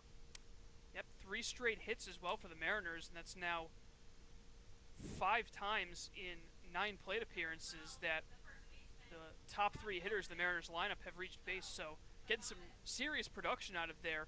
And only half the runs have come from there, as the other half coming from the 5 and 6 hitters, Fedko and Ludwig. And we're going to get another mound visit. We'll see if this is just a talk or perhaps substitution. Yep, Chad Gassman coming back out once again, and very quickly coming back out after just coming out a little while ago to make the pitching substitution to put Albanese into the game. And there is somebody warming out there in the bullpen for the Harbor Hawks. So it seems like, again, this may be just a stalling tactic, try to buy a little time for the bullpen. And you know, the one guy you would want Albanese to pitch to is Nico Cavadas. As I mentioned, his career high in strikeouts in a single game came against Notre Dame, so those two have certainly faced off against each other. Interesting, though, what the result was when those two were the ones in play. And now Gassman will come over and have a word with the home plate umpire as Dan Henry walks back to his position. Gassman heads back to the dugout, and back out on the mound is Glenn Albanese. So runners at first and second, 1 away. Mariners with a 4-run lead, looking to add on. They've already scored 1 here in the home half of the 5th, and with 1 away, it'll be the big lefty and Nico Cavadas striding to the plate. Cavadas today 0 for 3. He's grounded out to second twice. Made some pretty solid contact, just looking to straighten things out a little bit. Weimer toying with the pitcher over there on second, and they're going to call this one a strike on a breaking ball that cuts into the zone on Cavadas. Yep, in a battle of the 2 first-place teams in the East and the West, Wareham jumping out to a commanding 5-0 lead after 2. Everybody here certainly hoping for a victory for the Western Division. 0-1's going to miss. It's actually going to get off the glove. Actually, it's going to hit Cavadas, they say. So another guy hit by a pitch, and that is about the worst thing that you could do, is that will load the bases for Christian Fedko with 1 out. Yeah, it looked like it was a breaking ball that kind of slid too far inside and maybe went off the shoe tops, clipping Cavadas, and that's now 4 consecutive base runners for the top 4 hitters in the for the Mariners. And now stepping in is the guy who hit 2 grand slams in the same inning in high school, Christian Fedko. Christian Fedko has a track record when it comes to just hitting in clutch situations. He is a guy that has been able to get it done an awful lot at every level he's played at. No stranger to it here, as he'll watch the first pitch miss a breaking ball low. He also hit a crucial 8th inning go-ahead home run against number 15 Coastal Carolina to advance to the NCAA Regional Final back in 2018. The AAC Position Player of the Year. And hitting in a pretty good spot here with a 1-0 count. Here comes the pitch. Evil Sky, this one high in the air. Chasing it over and settling under it is Hackenberg, and he's able to make the catch for out number 2. So that was about the worst result they could have hoped for there, but the bases remain loaded with 2 away for Mike Ludwig. Yeah, I mean, the silver lining, at least he didn't ground into an inning-ending double play. But, yeah, with 3 guys on, Fedko, a guy who's been hitting the cover off the ball coming into this game. Definitely would have liked done more than just a shallow pop-up right to the catcher. So now it'll be up to Mike Ludwig, who's 1 for 2 with a run scored. Yep, then it would be a big opportunity for Ludwig for as well as he has played this season. Again, we mentioned the batting average of 308 coming into this game, 8 hits. Still looking for his first RBI of the year. So this would be an excellent time for him to pick that up if he can make contact. It'll be righty on lefty. And the first pitch is going to be in there for a called strike on the outer half of the plate. And definitely a moral victory for Hyannis if they're able to escape this inning with the bases loaded and 1-out situation, only giving up the 1 run on the RBI from Weimer. So Ludwig standing in. Albanese comes from the stretch. Here comes the pitch, and it's going to be a high chopper taken to second. It'll be picked up to go the short way, and it's going to be in time for out number 3. So the Mariners leave the bases loaded, but they're able to bring a run home in the form of Chris Gallant to take a 4-0 lead over the Harbor Hawks. When we come back, it'll be the 6th inning of play. That and more coming right around the corner. You're watching Harwich Mariners baseball on the Mariners YouTube network.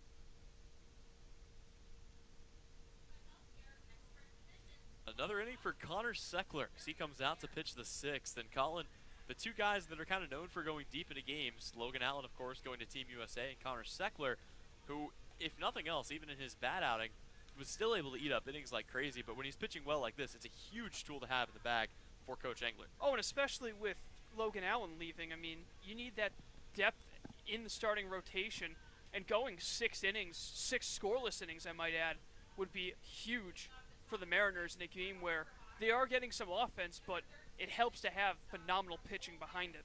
It'll be the 3rd time through the order, so 1, 2, and 3 coming up here, starting with Anthony Servideo, who continues to be good against Harwich Mariners pitching in general, 1 for 2 today with a double. First pitch he sees, and that one's going to be right down Main Street. Continuing just to attack the strike zone is Connor Seckler. Yeah, and the pen is warming now as Will Heflin, arguably the most reliable reliever so far, warming up there with Joe Boyle as that pitch will miss low. Ed Boyle would be looking, potentially depending on what the score looks like, for his 3rd save of the season. Seckler deals the 1-1. That'll be in there for another strike, so taking a little bit off that and keeping it on the corner low and away. He's gotten ahead of Anthony Servideo here. And you can't rule out either maybe a 3-inning save for Heflin if he's able to keep it quick and efficient. The 1-2 pitch, that one swung on and fouled away. Heflin's been, I would say, probably the best long reliever that this team has had so far this season. He came into 2 games. He was able to get 5 innings between the 2, 9 strikeouts, 3 walks, and so far has only surrendered 1 hit. 1-2 pitch from Seckler is going to just miss on the outside part, and it'll be a 2-2 count. And you know, there's a ton of lefties in this bullpen for the Mariners, but you really can't have enough lefty specialists, especially coming out of the pen. 2-2. That one's going to be taken into right field, and that'll get down right in between Mike Ludwig and Christian Fedko. So Anthony Servideo continues to try to be a Mariner killer, but he's not getting a lot of help from the rest of the lineup. And once again, there'll be a runner on base here with 1 away. Actually, with nobody out. Yeah, well, the good news is this is just the 2nd time that the Harbor Hawks have had a man on base, but each of them coming in the last couple of innings. So they are starting to try to get something going. Now is the time, though, to get that ball in the gap and get a run home. Because last inning, when they had that leadoff walk, Brooks Carlson grounded into a double play that basically ended the scoring threat. So that brings up Rowdy Jordan, who will put a decent hit into this one. That'll come over into left center field, but coming in and meeting his teammate and Joey Weimer is Chris Gallant, will call him off and make the out for out number 1. Yep, great communication from the 2. Weimer had a great jump on the ball, but it was a much easier route if Gallen could just walk over to his left and make the catch on the forehand, and now with one away, a ground ball from Trevor Halver could get from Trevor Hover. Hover. There we go. You're close. Yeah, Hover. Ground ball from Trevor Hover would be able to maybe get Seckler out of the inning as he will throw over to first before delivering home. Yep, it's a big time at bat coming up for Hover, who today is 1 for 2, has the double. And the second out he got wasn't by much. He hit an absolute rocket at Christian Fetko over there at second, but he was able to glove it to end the inning. So Hover digs in, and first pitch he sees will miss right up around the letters. It'll be a 1-0 count here on the ever-dangerous lefty. He ripped a double with 2 away back in the first. Found the gap just by Cabrera. Not easy to do.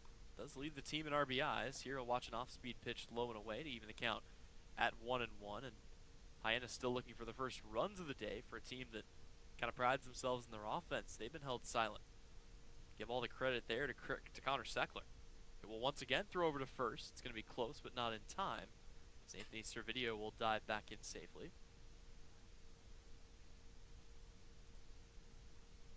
So the absence for a couple of days of Rothenberg, Lanzilli, and Tyler Keenan will affect the Mariners, but hopefully not too much, as this one is 2-0. And look at the opponents that we'll have after the game against Hyannis today. It'll be a home-and-home with the Orleans Firebirds, who have been awfully up and down, but the one thing we know about Orleans, their pitching has been incredible this season.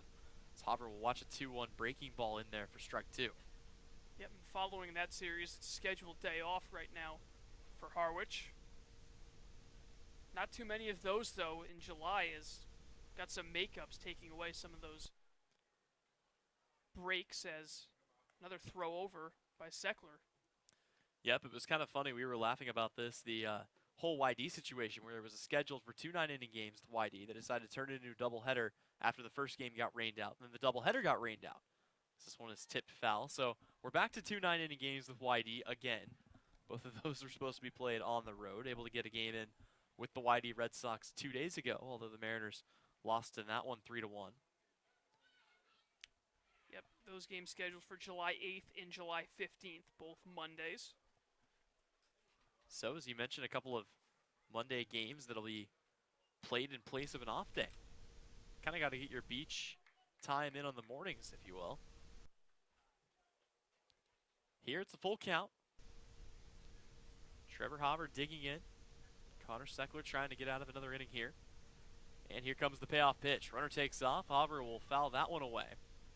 So Servideo, after getting thrown over to several times on first base, takes off on the play. The hit and run is on, but all to no avail. Interestingly enough, in this inning so far, Seckler relying more on the fastball than he has the off speed. He's been trying to overpower Hover in this at-bat. Here comes the 3-2 again. Runner takes off again. They'll strike him out. The throw down to second is not nearly in time, as double clutching it behind the plate was Pat Winkle, but down on strikes is Trevor Hover for the second out of the inning. Yeah, I think the swing might have thrown him off. He had trouble digging it out of his catcher's mitt, but Winkle still made a solid throw. It was just too late to get the runner, Servideo, who's got plenty of speed, and he's now in scoring position with 2 down. So that brings up Hunter Goodman, who today is 0 for 2, a strikeout and a flyout. And now it looks like Coach Berger is going to come out and have a word with his guy out there on the bump. We'll see whether this is the end of Connor Seckler's night or not. A couple of arms warming up in the bullpen for the Harwich Mariners, and going to look at who those are right now. You mentioned Joe Boyle was up earlier.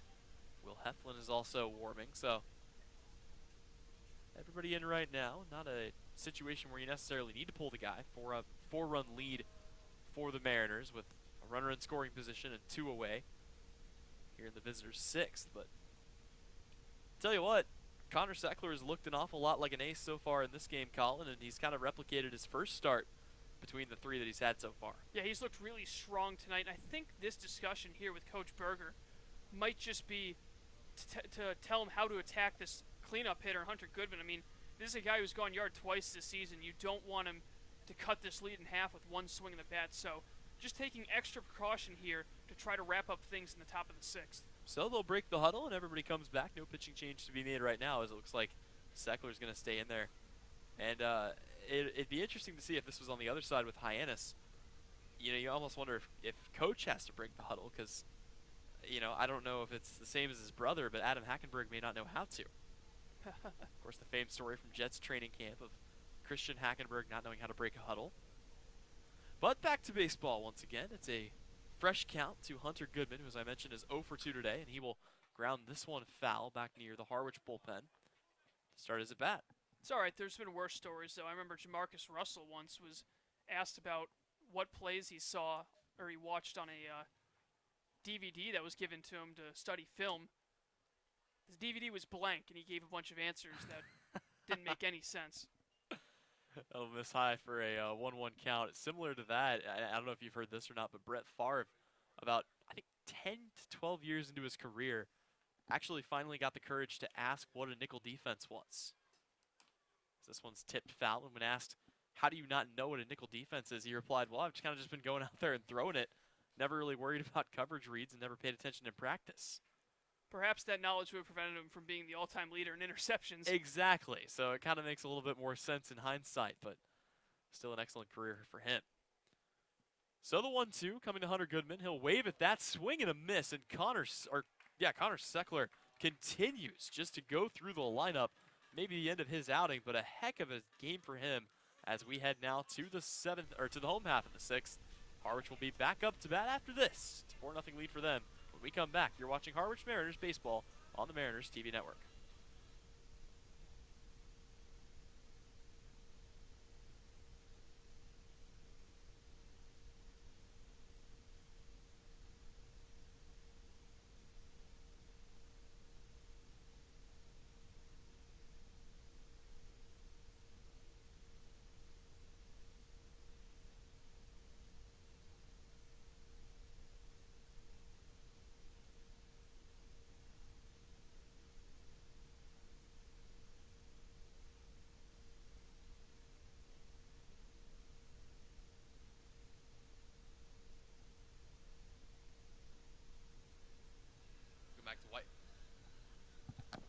Welcome back to White House Field. Tyler Henry, Colin Casey. It's been a good one so far. The Mariners up 4-0, and another inning coming up here for Glen Albanese. Really quickly, want to give you an update around the league. Falmouth has fallen to YD by a final score of 4-3. So the Red Sox with an opportunity to maybe jump back into first place.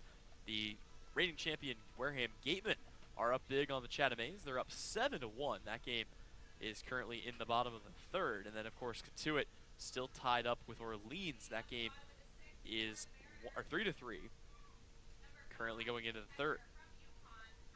Last score, the Brewster Whitecaps are up 1-0 on the Bourne Braves. And Kyler Fedko up at the dish. Coming up to the dish now will be Pat Winkle. Digs in today, he's 0 for 2, has an RBI. First pitch he sees is going to just miss outside. It's taking a little bit off that one was Glen Albanese. Yeah, Winkle hitting that ground ball to bring home what was the first run of the game for Harwich. And that one will be in there to even the count. So it's a 1-1 count here as we'll see whether the end of the day has come for Connor Seckler. 1-1 pitch is on its way, and that's going to be fouled off as bringing that one back on himself is Pat Winkle. Winkle will get the start in at least the next couple of games with Mike Rothenberg off trying to hit some home runs at the College World Series Home Run Derby. Yeah, it's definitely a good opportunity for him to really find a rhythm at the plate. He's been pretty good defensively, but trying to wake that bat up as well. Certainly, as this one will just miss outside. And Pat, not the only guy in his own family to play for UConn. His brother Chris, playing for the University of UConn. A year younger than Pat. Here comes the 2-2 pitch, and that one's going to be fouled away. As the sunset starts to come in behind the tree line here at White House Field. Yeah, when you think of UConn, the first thing you think of is basketball, both men and women's, but pretty solid baseball players coming out of there. George Springer being one of them, the New Britain native, so born and raised in Connecticut just like Winkle. Big sweeping hook is going to catch Pat Winkle sleeping, and he's fallen on strikes here to start the inning. Yeah, what a great off-speed pitch from Albanese. He did look a little shaky when he first came into the game.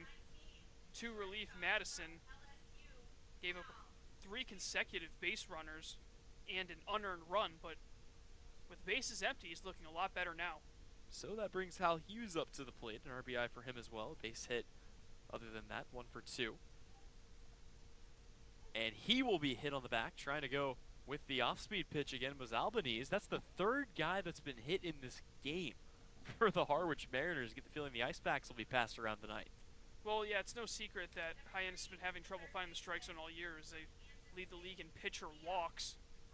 And that wild pitching continues as, like you said, third guy plunked in the game. And I'm sure the Mariners will take that, though, putting free runners on and giving Cam Thompson an opportunity to keep the line moving with one away. Well, especially runners like Hal Hughes had 7 stolen bases last summer with the Rockford Rivets. This one's going to be taken into left center, or left field, I should say, but just foul on the other side of the chalk line, and that'll bring the count to 0-1 here.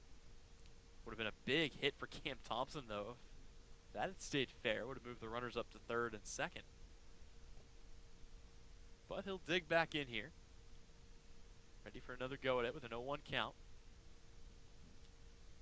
Hughes takes a pretty standard 3-step lead off first. Working out of the stretch is Albanese, and he will come home with the pitch. It's going to be that backdoor curveball that he keeps working with, but he can't locate it once again. The count is even a 1-1. With the runner being held at first, there's a solid amount of space on the right side of the infield if Thompson can pull one into right field. He will foul this away. So falling behind here, 1-2. But yeah, as you mentioned, Hyannis, one of the few teams I think we've seen really utilize the shift this season. Something that hasn't been used quite as often as we've seen at other levels and certainly in other summer leagues. The 1-2 count, Glenn Albanese looking to retire Cam Thompson. Here comes the pitch. And that one's going to be chopped foul. This one right to the first base coach for the Mariners. And a pair of former Mariners in the starting lineup. We mentioned both of them at one point in the game. For the AL, DJ LeMahieu will play second and Alex Bregman will play third. So Harwich alum well represented for the AL this year. Certainly a good year for a lot of Cape Leaguers. So the 1-2 pitch once again will be fouled away. Staying alive is Cam Thompson.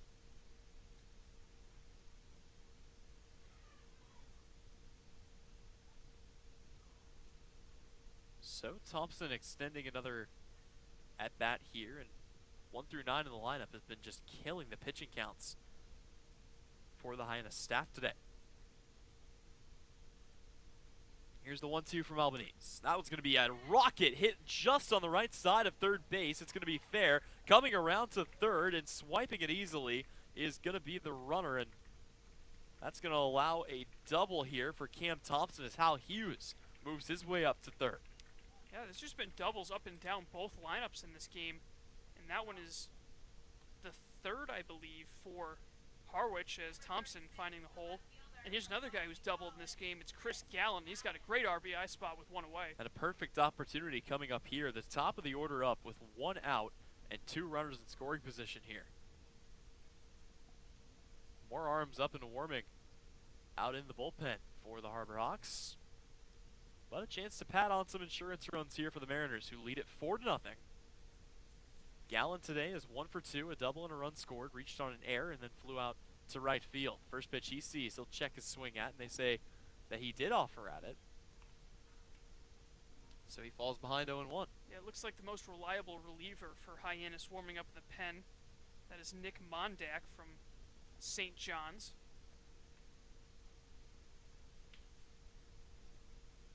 So Gallen steps back in. Albanese ready with the 0-1, and that's going to be taken into right field. It's going to be shallow. Coming in and making the catch is McIntyre out in right, and there won't be an attempt to take home. So ultimately, no chance for a sac fly there as Gallen makes the second out of the inning, and that will bring up Joey Weimer, who already has 1 RBI today. Yeah, that ball was sinking fast. It looked like that ball was maybe going to go over the right fielder McIntyre's head at first, the way he reacted. He started backpedaling, then immediately had to run in, kind of crouch down a little bit to make the catch and fire quickly home to prevent Hughes from scoring from third. Yeah, as a general rule, you want your first step to be back, but not always. And he could have very easily missed that ball if he hadn't been able to get on his horse and get in quick enough. So Weimer stands in with 2 away and 2 in scoring position. He will rip one into left center field. It is far. It is not going to have the distance off the wall. Picking it up is Haber, and he'll throw it in. But 2 runs will score, and it's another double for Joey Weimer. Yep, 2 doubles, 3 RBIs for Weimer after starting game 0 for 2. And boy, that ball very reminiscent of the home run he hit in Falmouth, but he just wasn't able to get enough under it. However, he's able to give Hyannis an even bigger lead, finding the gap, and it's now 6-0. It really felt like that was going to have the distance. You called it. It felt like the same home run ball that he hit against against Falmouth, but just unable to get that one over the yellowed brick line. So the runner stays in scoring position here in Joey Weimer for Daniel Cabrera, who himself is 2 for 3 today. And the first pitch he sees will just be in there for strike 1. And Albanese, after a really nice start to the inning, that hit by pitch really haunting him. Not the greatest of debuts here, but on the bright side, he'll blend in with the rest of the pitching staff so far for the Harbor Hawks. Here comes the 0-1. That one's going to be taken into left field, but right at Trevor Haber, who settles under it for out number 3. So the Harbor Hawks get out of the inning, but not before the Mariners tag 2 more on. They lead it by a score of 6-0 when we come back. The 7th inning of play after this on the Cape Cod Baseball Network.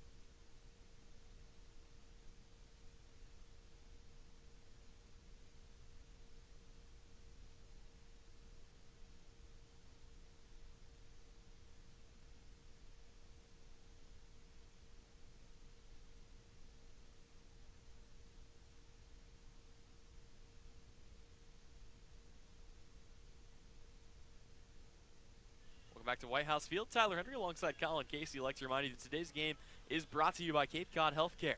Cape Cod Healthcare is the leading provider of healthcare services for residents and visitors of Cape Cod, with 2 acute care hospitals and more than 450 physicians. For more information, please visit capecodhealth.org. Cape Cod Healthcare. Expert physicians, quality hospitals, superior care. So the Mariners able to add 2 more runs in the home half of the 6th, following the 2-run double for Joey Weimer. And now it'll be a 6-run lead for Will Heflin as he's into this one. Heflin has looked very good so far this season. Not too much pressure pitching in this one, but was able to get the job done in the 2 games that he's played. Yeah, and Will Heflin, I mean, so far you mentioned the 2 games, 5 1/3 of an innings pitched, 9 strikeouts to only 3 walks, and there are a lot of guys on this roster that have thrown 2 appearances, 2 innings, have not given up a run. It's more impressive for Heflin because, as we mentioned, he's gone 5+.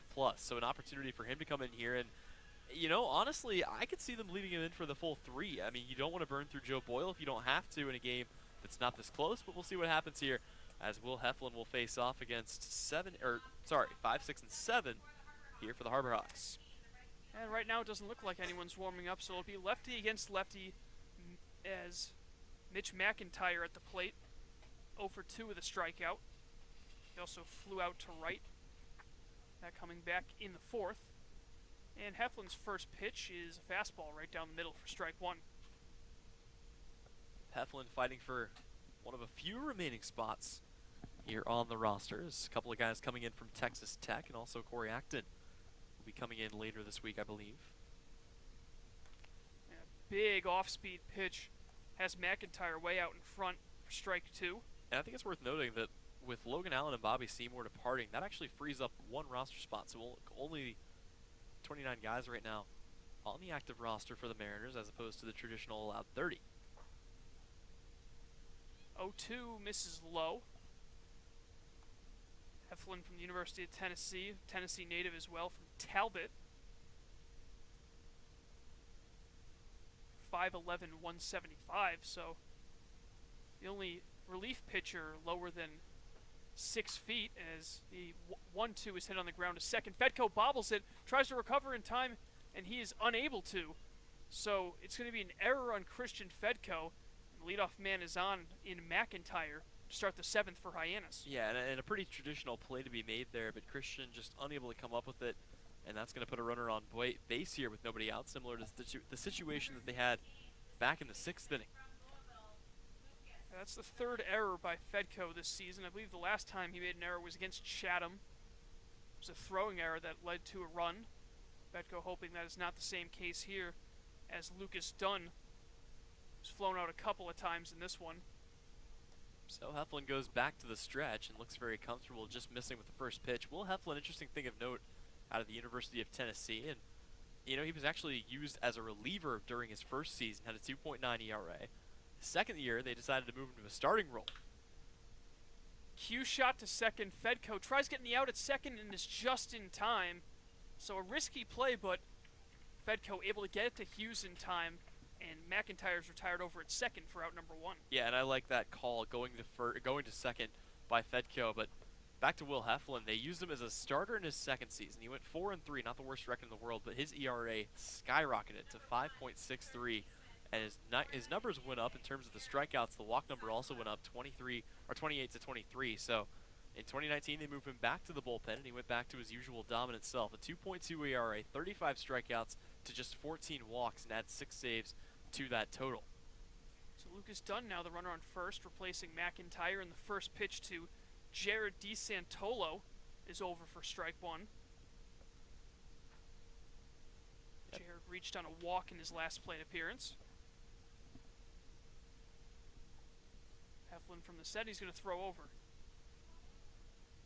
Yep, keeping a little bit of eye on Lucas Dunn. We've already seen his speed exhibited here in this game a time or two. Got to focus on Jared DeSantolo, though, back in the dish. DeSantolo from Florida Atlantic.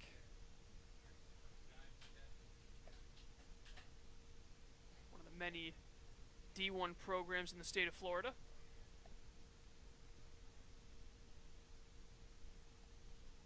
Heflin from the stretch.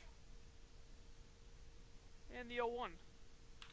That one hit on the ground. Fedko with another chance, and he's going to misplay this one as well. And so everyone's going to be safe. And Fedko having a bit of a rough inning, as that's the second error he's committed in the inning, and now both those runners on base with still only 1 out. Well, and you could tell there Fedko wanted to try to roll the double play, but a lot of speed, as we mentioned, from Lucas Dunn coming in hot at second base, and he's just unable to put the leather on it. So 2 on here with 1 away, and I'm sure Fedko would love nothing more than to roll a double play to end the inning, although at this point he might also be hoping that the ball just doesn't get hit his way again. And the last time this man was at the plate, he grounded into a double play, and that is Brooks Carlson, first baseman. Lefty against righty, and Heflin's first pitch is on the outside corner. Once again, both these runners are not charged to Heflin due to the error, so his perfect ERA remains intact, especially even if both of those guys come in to score. The 0-1 misses high and outside. Yeah, and at this point, just trying to settle in a little bit here. His defense not doing him a lot of favors, but as you mentioned, his numbers won't be affected if they do come in. And the Mariners coming in with the second best fielding percentage in the entire CCBL. And an awkward swing there from Carlson gets him out in front for a strike as, yep, they come in with just 1.001% back of Bourne for the top spot. The 1-2. Swing and a miss, strike 3, and Carlson continues to have a rough day at the plate, 0 for 2 with 2 strikeouts and double play ball, and he is retired for out number 2 in the 7th. Well, how about that? Heflin goes back-to-back with the changeup, and he takes a ton of velocity off of that pitch. When he goes from the fastball to the change, it can be tough, but there it goes with 2 changeups in back-to-back succession, and that'll bring up Adam Hackenberg, who himself is 0 for 2 today, with a ground out and a fly out. Yeah, Carlson and Hackenberg, the 8 and 9 hitters, currently combined 0 for 5, and Adam Hackenberg will try to right the ship here. First pitch he looks at catches the outside corner as Heflin definitely attacking hitters here. He hasn't missed all that much. Throwing strikes, couple of errors, putting 2 men on base. Bullpen's still empty right now for Harwich, so it's Heflin's game at least for the foreseeable future. And he's ahead on Hackenberg as he gets him to swing and a miss, 0-2. Well, I mean, while so far 9 base runners in this game for the Hyannis Harbor Hawks, but only 2 guys have had hits. Servideo has a pair of them, so they found different ways to get on base, but not able to really hit the pitching of the Mariners early on. Servideo, the shortstop, on deck. A little bad if Hackenberg can keep things alive. The 0-2, and he's able to, at least for now, as he just gets a bat on that nasty pitch on the outside corner from Heflin. Yep, Heflin pretty standard. Fastball, curveball, change, but really able to mix things up, and some decent velocity on the fastball. He's really able to pull into the low 90s and keep guys off balance with the 2 off-speed pitches with drastic drop-off. 2 on, 2 out. Heflin looking to keep the shutout alive, and he does with a swing and a miss by Hackenberg. And so despite 2 errors, putting 2 men on base with 1 away, back-to-back strikeouts for Will Heflin to get out of the inning. We're through 6.5 from White House Field. It's 6-0 Harwich. You're watching Mariners baseball on the Mariners YouTube network.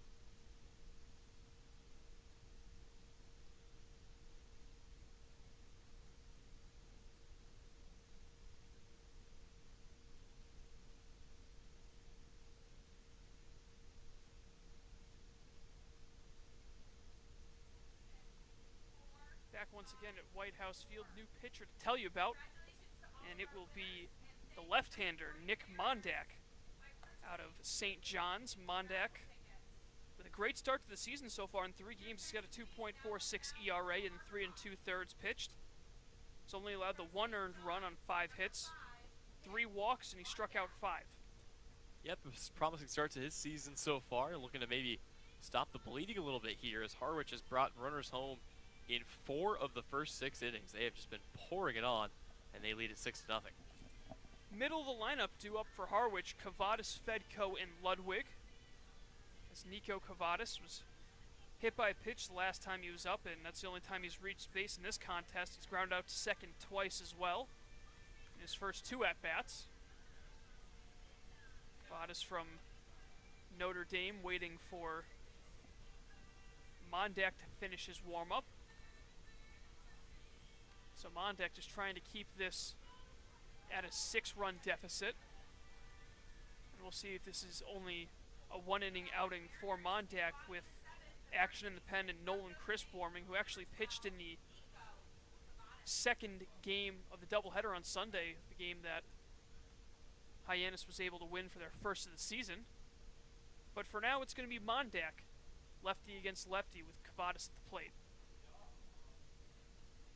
And Mondak from the windup, his first pitch misses upstairs. Yep, to Nico Kavadas, who is one of 3 guys so far in this game today to be hit by a pitch. 2-0 as Mariners will be, there'll be a bit of an ice pack shortage in the dugout following this one. The 2-0. hard line drive, and it gets past the glove of Dunn into right field for a base hit. That ball was tattooed, and I'd be surprised if that one was not ruled an error, or I'd be surprised if that one was ruled an error. That ball was hit very hard, and it is indeed a hit. So a leadoff single for Nico Cavadas, and now Fedko looking to add some insurance for the Harwich Mariners. Yep, he's gotten a hold of that a couple of times and finally able to pull that in. And coming up to the bat, as you mentioned, Christian Fedko, a guy that I'm sure would love nothing more than a chance to get a base knock here after the couple of errors in the last inning. Fedko, one of the three guys, as you mentioned, that have been hit by a pitch, but he did end up coming around to score after being hit back in the second inning. He has since popped out to second, popped out to the catcher, so looking to try to get on top of the ball here. First pitch he sees is a strike.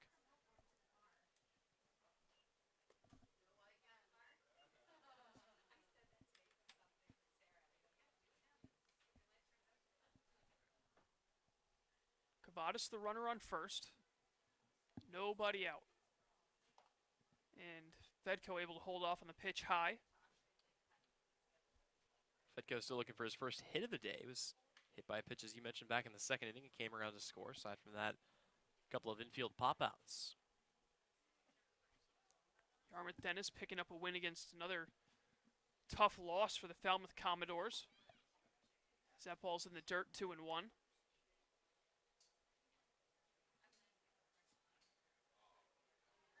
Falmouth trying to get that rhythm back as they've been battling Bourne in that 3-4 spot. They got to be careful in case Hyannis gets hot to not fall back into that last spot. And that pitch misses high for a ball, 3-1. So I'm sure they're happy with the current state of this game, 6-0 Harwich leading the Hyannis Harborhawks. Well, the script kind of flipping from a year ago where the Eastern Division got maybe a playoff team in that wouldn't normally have, but because only one team gets eliminated, they were able to get them in. But this year it's the West that seems to be suffering from a lack of talent. 3-1 is fouled off to the right to fill the count. I shouldn't say a lack of talent, just the fact that, you know, in the East, you could be one game under 500 and in last place, whereas in the West, there are a couple of teams kind of flopping around near the bottom. Yep, but as long as you make it, if you can get hot at the right time, you can have as good of a chance as even the most talented team in the entire league. 3 balls, 2 strikes. And the pitch from Mondak is a hard ground ball to second. This could be 2. The flip to Servideo for 1. On to first, it's a double play. And so the leadoff single by Cavadas is quickly erased, and Christian Fedko continuing to have a tough inning with 2 errors in the top half and a double play in the bottom half, 2 down. Yep, but that'll bring up Mike Ludwig, who today is 1 for 3 with a run scored and also a pair of ground outs. Both to second base, one going to the bag at second, one going to the bag at first. One of the teams that you mentioned, it doesn't matter as long as you get hot at the right time what your regular season record is. Of course, a season ago, the Whitey Red Sox, as this one is fouled away, had the best record in the East. They played the Brewster Whitecaps and got swept in that best of 3 to start the playoffs, and Brewster able to move on to the second round, a team that had a record well under 500 last year. YD trying to make it a 4-peat last year, but we're unable to, as that pitch will miss low and outside.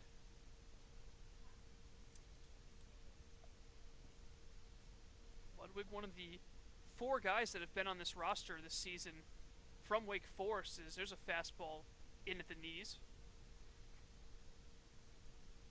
Demon Deacons well represented by the Harwich Mariners here this summer at the Cape. The 1-2. And spiking that curveball in the dirt was Mondak. Keep the at-bat alive. So far in the year, just 1 shutout for the Harwich Mariners, and that came during Game 1 of the doubleheader against Falmouth right here at White House Field during the early part of the season. Mariners were able to take both games on that Father's Day, and that ball just missing. It looked like Hackenberg thought he had strike 3, but instead it's going to be a full count now to Ludwig. Payoff pitch from Mondak is fouled off to the left. And that really kind of seemed to be the beginning of the end for a Falmouth Commodore squad that was really hot coming into that doubleheader, but after that they kind of fell off a little bit, and they're currently, as you mentioned, fighting it out for the spot to avoid being second to last in the West. 3-2 once again, and it's a chopper to short. Servideo, after turning the double play, is able to get the assist on the final out of the inning on the throw to Carlson, and that will conclude the 7th. But the Mariners still with a 6-0 lead through 7 innings from White House Field. You're watching Harwich Mariners baseball on the Mariners YouTube network.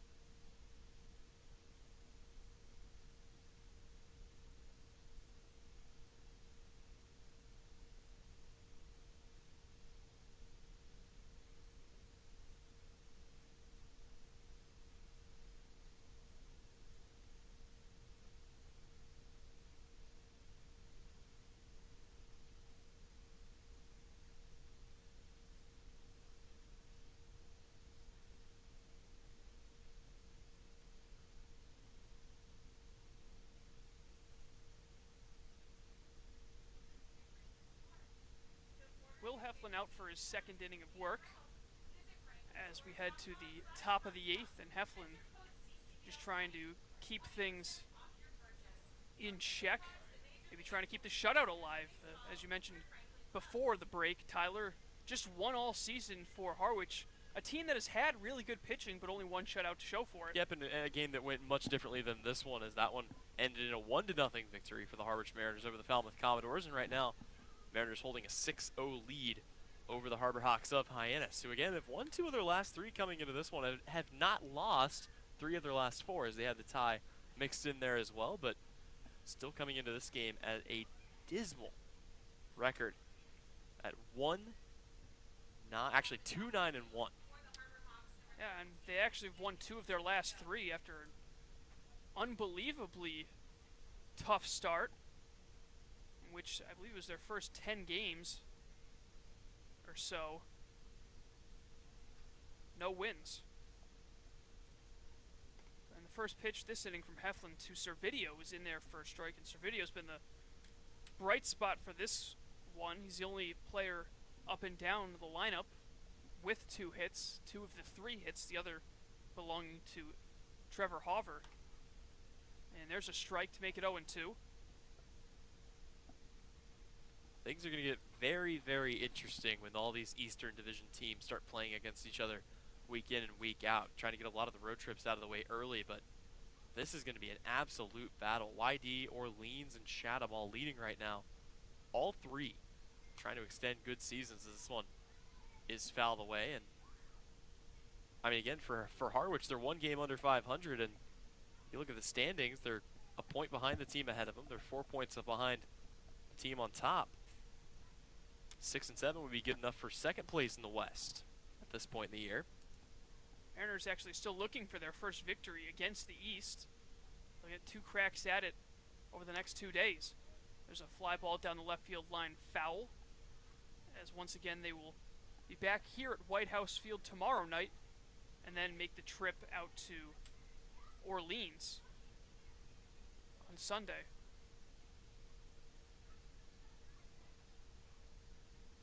No balls, 2 strikes. Heflin with a long look in from the windup. And the pitch.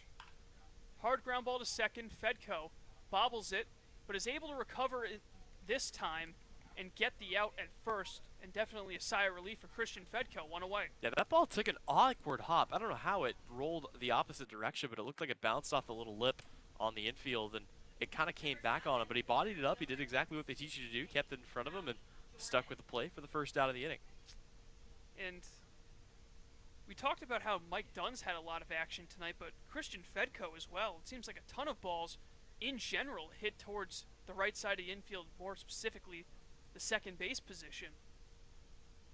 As Heflin will work from the windup once again, and he misses outside to Rowdy Jordan. Quick correction, Chatham is actually down 7-1 to the defending champions in the Wareham Gatemen, so they're looking to get a victory, and that can help the Harwich case, as Chatham, a team that started at the top of the division, starting to fall in recent weeks. Big cut at that one by Jordan. He comes up empty. And it looks like a couple of guys throwing for Hyannis. We'll see if we see a pitching change after a clean 7th inning from Mondak. And that strikes on the inside corner to Jordan.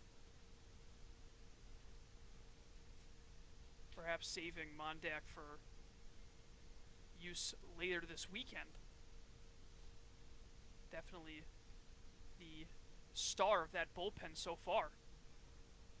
2-2 from Heflin, and that one is laced foul off to the right. Kind of crazy to think that if Hyannis could find a way to come back and win this game, they would only be 2 games behind the Falmouth Commodores. They took a loss to the Whitey Red Sox today, so things not quite as out of reach as Hyannis may have felt a week ago, but once the West starts playing itself, that'll also be interesting to see which teams kind of emerge to the top. Yep, and Hyannis 4.5 out of the lead in the West coming into this one, so still some time for them to maybe make some progress. And that pitch will miss well outside for a ball to work at full. That's the great thing about the Cape. I mean, if you don't have a great June, you always still have another month, another half of the season to try to improve. And in this case, about 2/3 of the season is going to end up being played in July. As that ball is hit high in the air to right, carrying but back to make the catch is Mike Ludwig for out number 2. And that'll bring the more dangerous hitter up to plate. It'll be Trevor Hobart, who today has a double, a line out, and a strikeout.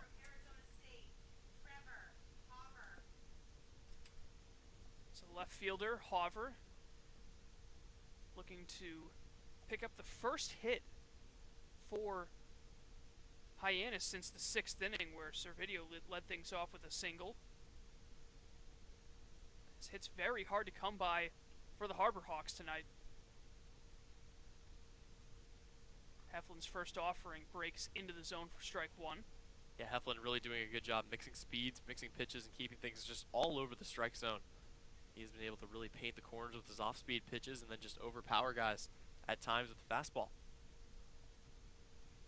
Right now, still nothing happening in the Harwich bullpen, so Heflin looking to maybe close things out as the count even now at 1-1 and pick up a save.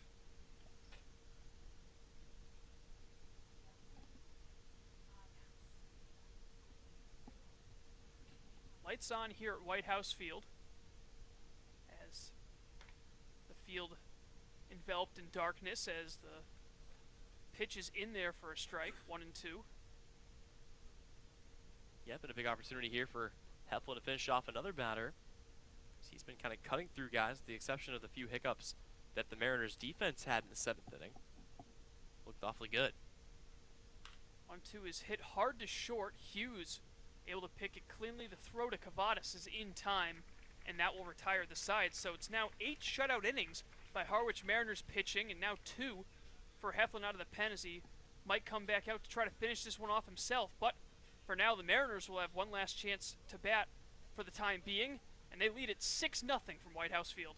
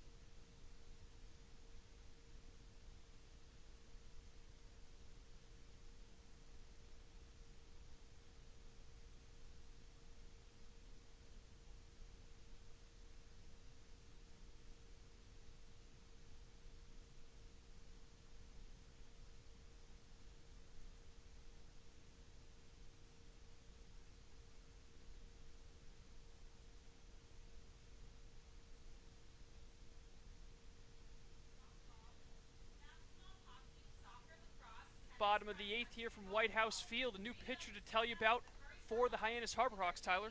Yep, it'll be Nolan Crisp coming in. He made his debut against the Mariners earlier this season. He'll be turned to in a pretty big spot here, trying to maintain a 6-run deficit, although Interestingly enough, they're going to go away from the guy that got them this far, Nick Mondak, who came in and pitched in the last inning, was able to work into a double play, and after giving up a leadoff hit to Nico Cavadas, was able to get back on the right track. But despite all of that, he'll be pulled after an inning, and they'll go with Nolan Crisp instead, as we mentioned, out of the University of Florida. Crisp has a couple of pitches to work with, a fastball, a changeup, and a slider. All of those coming in at above 80 miles an hour. So leading things off, it'll be the 7, 8, and 9 hitters, Pat Winkle, who's 0 for 3 with an RBI. Grounded out to first to drive in a run. Flew out to left and struck out looking. And he takes a big cut at the first pitch from Crisp for strike one.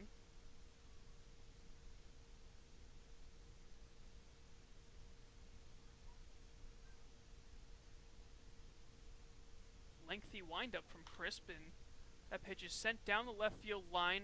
Over and making the catch is Trevor Hauver for out number one. Yep, so Winkle, pretty tough day, but at the end of the day, he got the job done with an RBI back in the second inning, and I think that's the big takeaway for him coming out of this game. So it'll be Hal Hughes, who's had a nice day. He singled and drove in a run back in the second, grounded out to short in the fourth, and was hit by a pitch and then scored in the sixth. And he takes a first pitch strike from Crisp.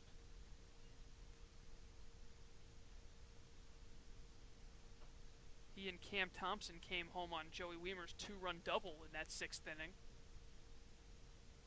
The 0-1 is on the outside corner, so Hughes will fall behind 0-2. Yeah, we've seen this out of Crisp as well. A little delay sometimes in the leg kick, trying to mess with the timing of the hitter.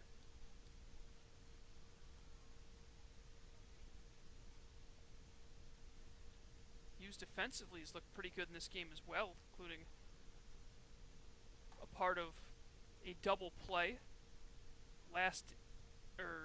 couple innings ago. Brooks Carlson grounding into it. The count now 1-2. And Crisp with a quick windup this time, and Hughes a little out of sync as he waves at it and is able to get a piece of it to stay alive. Yeah, Crisp at this point just trying to get through another inning, and it's interesting to me again that they go away from Nick Mondak in a game where they're trailing by 6. They don't have the deepest bullpen in the league, and they're going to use up another pitcher here. Swinging, that ball is fouled off down the right field line. And, you know, the offense not there for Hyannis, and part of it is they lost their best hitter in Nick Lofton, who is among the top 7 in the league in batting average, hitting .316 before leaving for Team USA. And the 1-2 is a high pop-up crossing into foul territory, and over making the catch is the third baseman, DeSantolo, for out number 2. In case you're wondering about those YD games that will be made up later, as that doubleheader was rained out, they'll be back to 9-inning games as they were originally scheduled, and they will come on July 8th and July 15th. So a couple of Monday games coming at you later on in the month of July, and a couple of off days kind of being taken away. So Cam Thompson digs in after doubling in his last at-bat. First pitch he sees is outside. Big-time utility player from Kansas State, finding himself back in the lineup and making the most of it with that double, which he would eventually come around to score after, but he sends a weak pop-up over to short, and Servideo makes the catch, and that will end the 8th inning. So the Mariners are 3 outs away from going back to 500, picking up another win at home. They lead at 6-0 over Hyannis. Once again, you're watching Harwich Mariners Baseball on the Mariners YouTube network.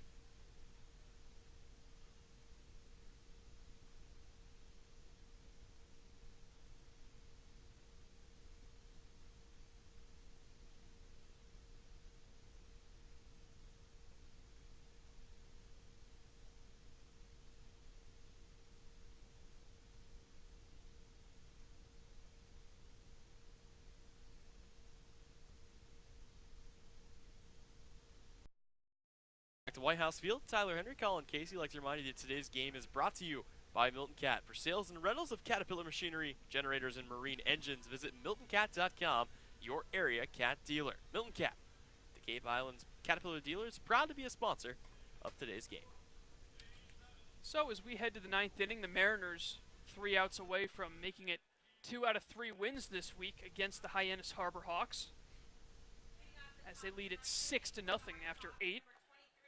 And so as each of their last 5 batters have been retired. Heflin with a nice streak going, looking to make it 8 in a row with another 1-2-3 inning. So it'll be Goodman, who's 0 for 3 with a school that'll probably be calling themselves a basketball school relatively soon. The 0-1 swung on, might have been foul tipped in the mid. It was for strike 2. Of course, their former star point guard, Penny Hardaway, new head coach, has done a phenomenal job recruiting in the past year. It should be an exciting team to watch this upcoming fall, as the 0-2 pitch will miss in the dirt.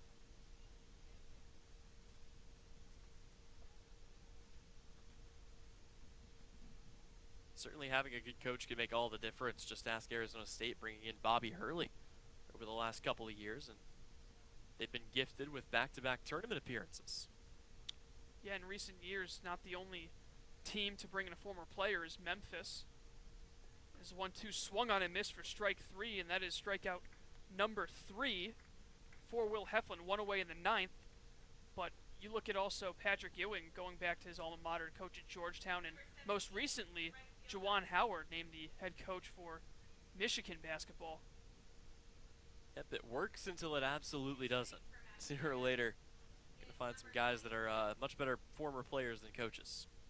So Bryce Teodosio will pinch hit for Mitch McIntyre. Bryce with 1 hit in the doubleheader against Harwich. That one coming in game number 2. So he will face Heflin, and the first pitch he sees misses low. Teodosio from Simpsonville, South Carolina. Another Clemson guy, teammate of Adam Hackenberg's.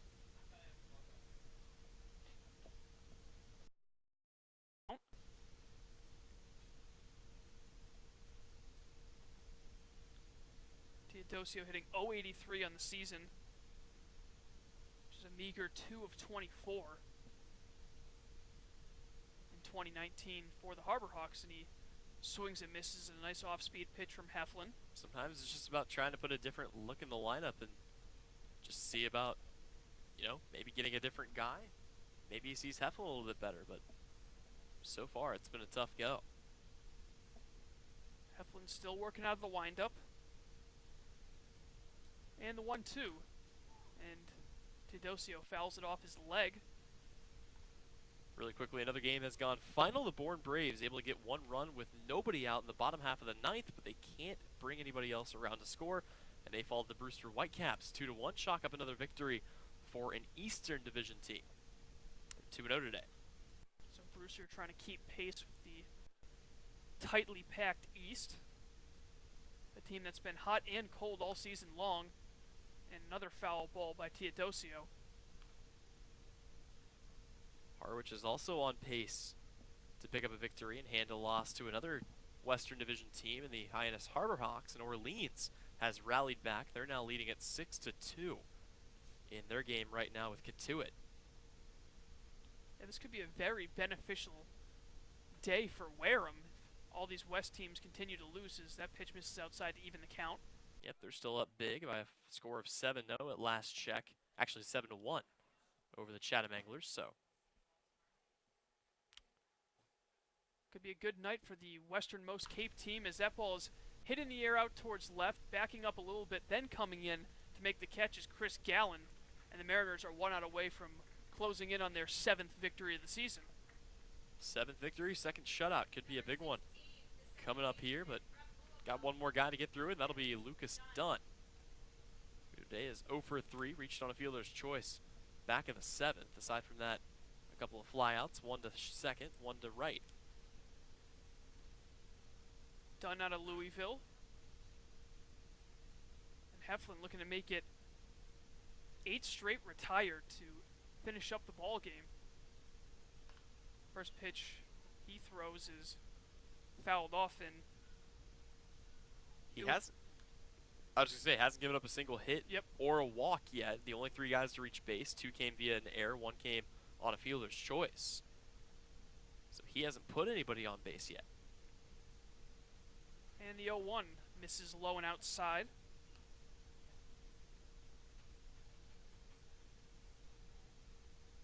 And for Hyannis, they're looking to try to really right the ship, because with a loss here tonight, they will fall to 2-10-1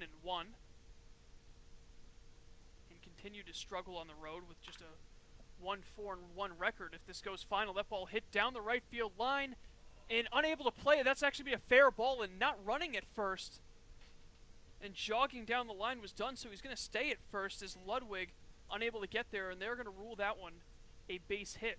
And interesting there, Ludwig had plenty of speed. It's not like he was unable to get there in time. He actually overran that ball just a little bit and couldn't quite glove it there, maybe looking into the lights right over there on that side. So a runner on base here with 2 outs. Still a lot of work to do, but the Harbor Hawks aren't done yet. So Jared DiSantolo, who's reached base twice in this one, looking to keep the game alive. He struck out swinging in the second, walked in the fifth, and the first pitch he sees will miss. And then he reached via an error by Fedko, coming in the top of the seventh.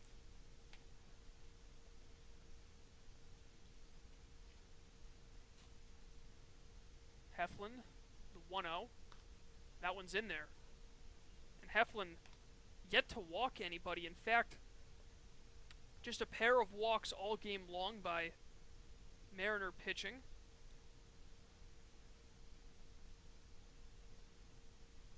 That was Seckler, who's in line for the win. Heflin's 1-1.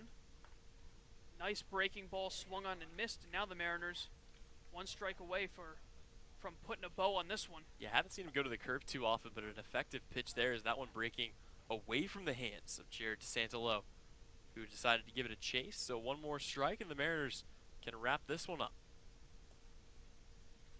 Heflin looks in for the sign. He gets it. From the stretch, the 1-2. Misses just outside to even the count.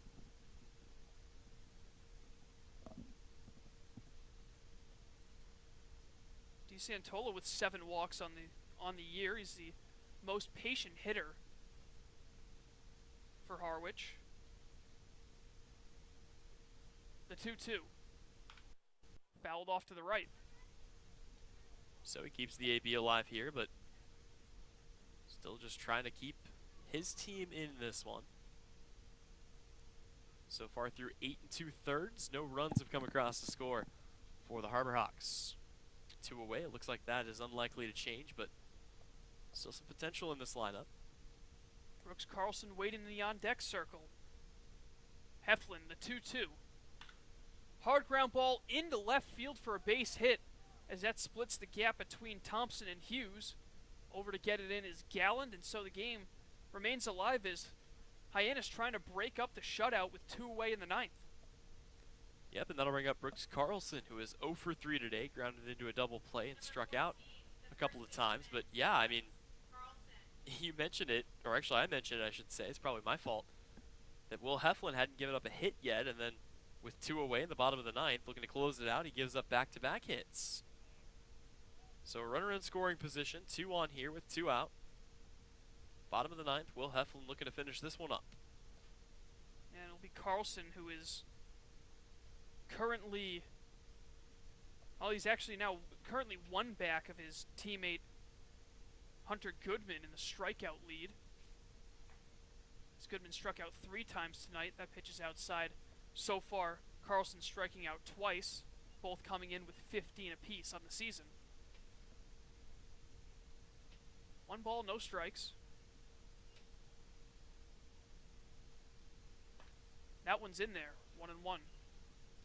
Given that fastball, not a lot of speed to it, but he's able to place it. It just doesn't move at all. I mean, that ball is just on a straight line. It doesn't tail up, but it kind of looks like a little bit just with the low speed on it. Dunn on second, DiSantolo on first, the 1-1. And that one's in there, and once again, Hyannis down to their final strike. See if they can make the most of it. They've already done it twice. Those are the runners on first and second. Couple of 2-out singles keeping it alive at the moment. Carlson looking to avoid the hat trick. Heflin looks in. And the 1-2. Ground ball, a one-hopper to short. Hughes flips it to Fedko, and that is your ball game. So the Harwich Mariners once again get back to 500 at 7-7 on the season, and they win this one against the Hyannis Harbor Hawks. Final score, Harwich 6, Hyannis nothing. We'll bring it back in a moment to wrap things up, but you have been watching Harwich Mariners baseball on the Mariners YouTube network.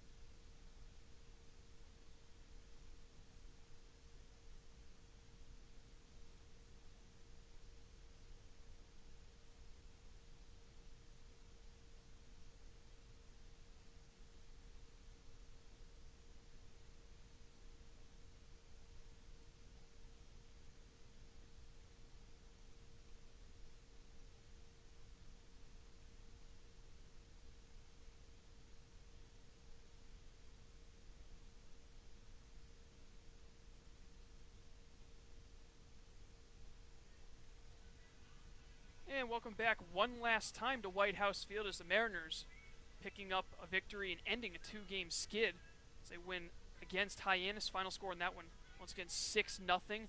Harwich 6 runs on 9 hits, 2 errors. They left on 6. Hyannis getting shut out, no runs on 5 hits, committing 3 errors, and leaving 8 men on base. The win in this one goes to Connor Seckler. He improves to 2-1 on the season. The loss to Tyler Madison, who, despite his best efforts, unable to get any run support. He falls to 0-1.